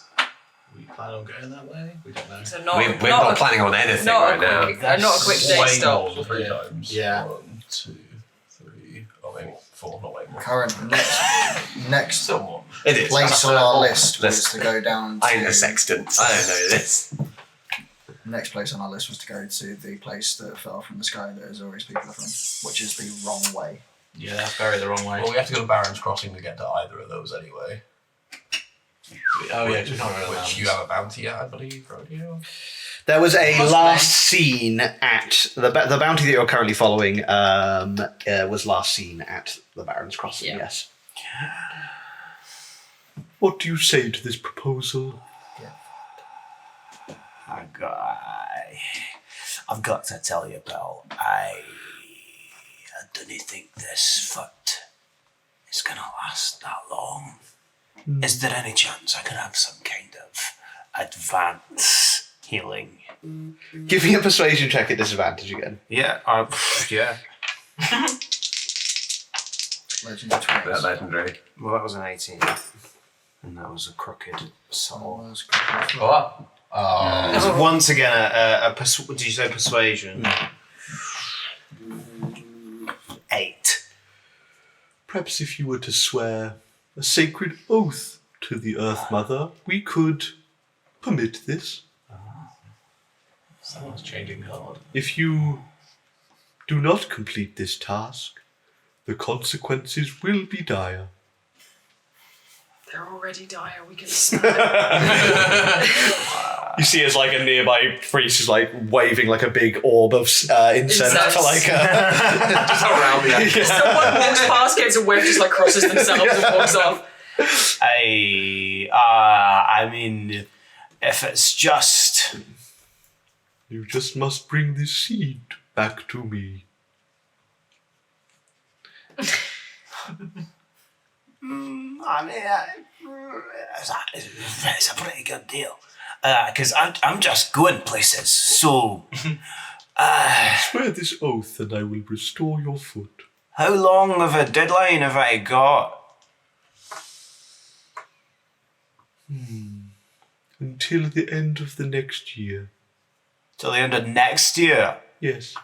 And how long's that? How long's a year? A year is 10 months, so 400 days. God, it's been a good few of those. And it's 2 days until the new year. So you would You got have 402 you know, days. 402 days. 402 days. If I spend like a few of those getting the seed, and then a few of those giving you the seed, I've still got like a few after that I can just It have is a a holiday. generous offer. Yeah, you know it. How difficult to retrieve is this seed? You just say it's in the woods. They are sacred trees to the elves. You would know, actually, of the Kadrothi willow are sacred trees to the elven people of the forest. Oh, fuck. I'm from Kudroth. You are very close. I'm yeah. from very near Kudroth. You would have definitely heard of Am these I trees aware before. of the seeds? Do I know what they look like? Like, fuck. I You're from should. Pondroth, aren't you? Yeah. I'm from Pondroth. Yeah. It's Yeah. right next door. It is, yeah. You wouldn't have ever seen any of these seeds. They are That's a legendary. bad sign. Essentially, the elves tend and keep them very closely guarded, as they are seen as a link back to their personal god of the wilderness, Sylvanus. Appleby is quite good at getting things. As a general 1 to 10 scale, how difficult do I think this is going to be? Just trying to guesstimate. At your current level, maybe an 8? Maybe an 8. Yeah. That's not undoable. It's not undoable. We'll do some level up before we... It's all, yeah, like, I would say at your current level. Yeah. All right. We head straight there. We'll get there by Strangely, at level 3. 3, it's a 9. And Yeah, then, the and then higher at level level, the more 4, gets it's difficult. 11, but at 5, it goes back down to an 8. This is the best it's going to get. All right, yeah. Yeah, I'll swear an oath of, what is it? To who? Sorry? He blinks slowly. Sylvanus. Yes. The Earth Mother. You must take this oath with solemnity and all seriousness. Applebee's never done that in his fucking life. That is not easy for me. Well, that is the nature of faith. It is not easy. Wow. What's your name? I am Miran. You're a clever guy, Miran. I prefer to think of myself as wise. But thank you. I mean, wise, clever. They're both just words. And That Appleby will is sort true. of begin to take a knee. Sort of a very low, deep, almost You begin to like lower yourself as up from the ground, these kind of like tree roots begin to form around you into the kind of shape of a chair. And actually, as you kind of like lean back as well, it kind of like shapes around you, leaving you in this perfectly prone, lying down position. As you see, Miran begins to conjure this green energy with their hands, and you see kind of forming beneath their hands is this sheet of paper that looks like it is just freshly peeled from a birch tree. And upon it, you can see this contract between you and this cleric, Miran, that basically in no uncertain terms explains the deal that he's just given you, that you must return this seed by the end of the next year. And in not doing so, your soul would be forfeit to Sylvanas. And but if you do it in the time period, no harm, no foul, and they will perform this restoration right now. Cool. Yeah.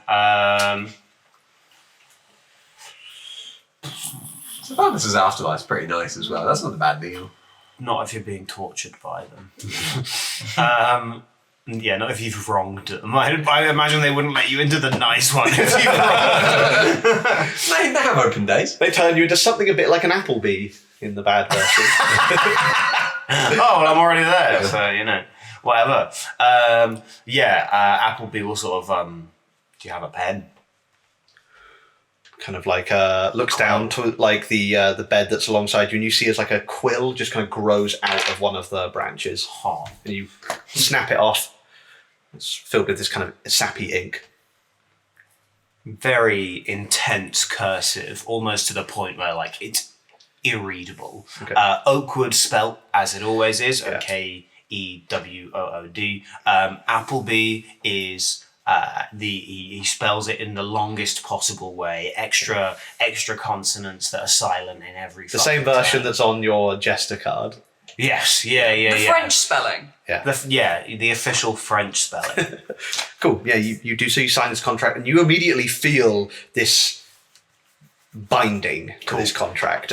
This kind of like innate nature energy is kind of like briefly flows through you, and then kind of dissipates into this kind of background noise almost. He's not gonna be happy about that. Above table, how much do you reckon it was just to pay for the restoration? Like, you had 120. Do you reckon you were like... What's the diamond value of the Greater Restoration? 100. Greater restoration. Greater restoration That's is what you need 100 to gold's true worth the of foot, diamond right? dust. No, regenerate. Oh, That's- right. That's a 7th level spell. Yeah, greater restoration is 100 gold's worth of diamond dust. I was thinking of the right gold cost, just the wrong spell. That's fine. Expensive, essentially. Yeah. Either way, I've got to get a seed now. So. And you feel this magic now turn from this contract binding to the regeneration of your limbs. That is where we are going to close the session, as both Quinn and Applebee are getting healed, or... Regeneration. Yeah. Regenerate is free. Is it? Yes. Oh. It's still 7th level. Prayer wheel and holy water. I've signed my fucking soul away now. Yeah, I know. I didn't want to say anything before. Never mind. That's right. Cool. As Quinn begins to get healed, wasn't Applebee begins to get healed as well. Well, Quinn's not getting healed. Yes, healed Examined. a strong word. Yeah, examined roughly and thoroughly by Dr. Gordu. We shall close the session there, I think, as mischief is to be made and hopefully a foot regrown. Thank you ever so much to my lovely players for joining me for this session as always. Thank you to you for the viewers. If you've missed any of Ellseworld, it's all on YouTube apart from this session currently. Last session's episode went up today. So yeah, you can catch up fully. This episode will be going up hopefully within the week too, so all of Ellseworld will be up there if you want to catch it up on anything you may have missed. It's been a blast so far. Thanks to the players, thanks to you, the watchers. Have we got any last minute things? I forgot to use my Nat Bloody 20. That'll carry over to next session. Nice. I'll use it then. I don't think I actually rolled more than 3 dice that session. It was not a roll heavy session. No, it was not. To subscribe to us on the Patreon, you can find the links below. They've got things like you can give the players the nat 20s or the advantages or the bad ones of those. You can also get in on gaming nights that we host every now and then. We also do some creative streams that you can join in on, have a chat, influence how we make our games and stuff. You can also get high-res downloads of the Dungeoneers pack content. You bloody well can. And cool joining sketches from Jams. Yeah. By the way, follow Jams. That's Do me. that. I make cool art stuff. As a joining perk for the Heroes Grove Patreon, anybody who joins at the £5 tier or higher will get a little welcome thank you sketch from me, just to say hello, welcome to the team. If you want to see the stuff that I do otherwise, plenty of D&D content on the way soon. I'm just not allowed to show it yet because it's for secret projects that aren't live yet, but keep an eye out in the future. I'm going to be posting some sneaky previews coming very, very soon. You can find me on most social media platforms at Jams Can Draw. If you want to see me make stuff, as it happens, I also stream on Twitch on Thursdays at Jams Can Draw over there as well. I'm going to be doing a bunch of stuff in October for my birthday. I'm going to be doing a very long stream session where I basically just draw whatever the fuck chat tells me to draw, depending on how much wine I've had at that point. Hey. So if you want to make me commit horrible, horrible crimes with a pen, catch me like post 10 p.m. I will be there. on Thursday the 13th of October, I think. I don't know. We'll figure it out. See you there. Calendar reminder has been set. Follow Dungeoneer's pack, you fools. I've actually started drawing again, would you believe? Hell yeah. Nice, well done you. So go look at them. The flame scabbard thing was cool as fuck. Yeah, it was That really cool. Thanks. So was Tidecaller. Yes. If you're in Bristol on Wednesday, well done. Also, come to the poetry night I run. It's called Satellite of Love. It's on a boat. It's fucking warm, so don't overdress. If you're in Western Supermare on Friday, I'm sorry. Yeah, that sucks for you, man. Come to Love's Cafe from about 7 o'clock. I'll be doing some poems at Rhyme Against the Tide number 6. It's Poetry Slam. You can come and do competitive poetry. I swear, it's as corny as it sounds. Horny or corny? Both. Sounds like a rap battle. Depends what kind of attitude you bring. immediately both. Can't tell if It's- someone's clicking or clapping cheeks. Good lord. That's very good. Bars. Well, the poetry won't get any better than what you just heard here, so don't come. Anything else? Anything else for anyone? We'll list the Wildcat Boozy. It's the best band in Bristol. Boozy. Best band in Bristol. Yeah. Count for. See you very soon. We'll be back with the Pirates of Kalhamar next Sunday, I believe. Man, let's talk about that after this. Okay, We maybe might not. be. Yeah. Keep Some up. of us are away. Keep you up to date on the Discord. That's the best place to go if you want to figure out what we're doing. Also, our other socials are pretty good too when we post on them. Thank you very much, gang. I've been Elliot. You've been watching Ellseworld. Take a long rest. Lie down on your bed of furry moss at the Grove and stay grovey. Bye. Peace out. Bye.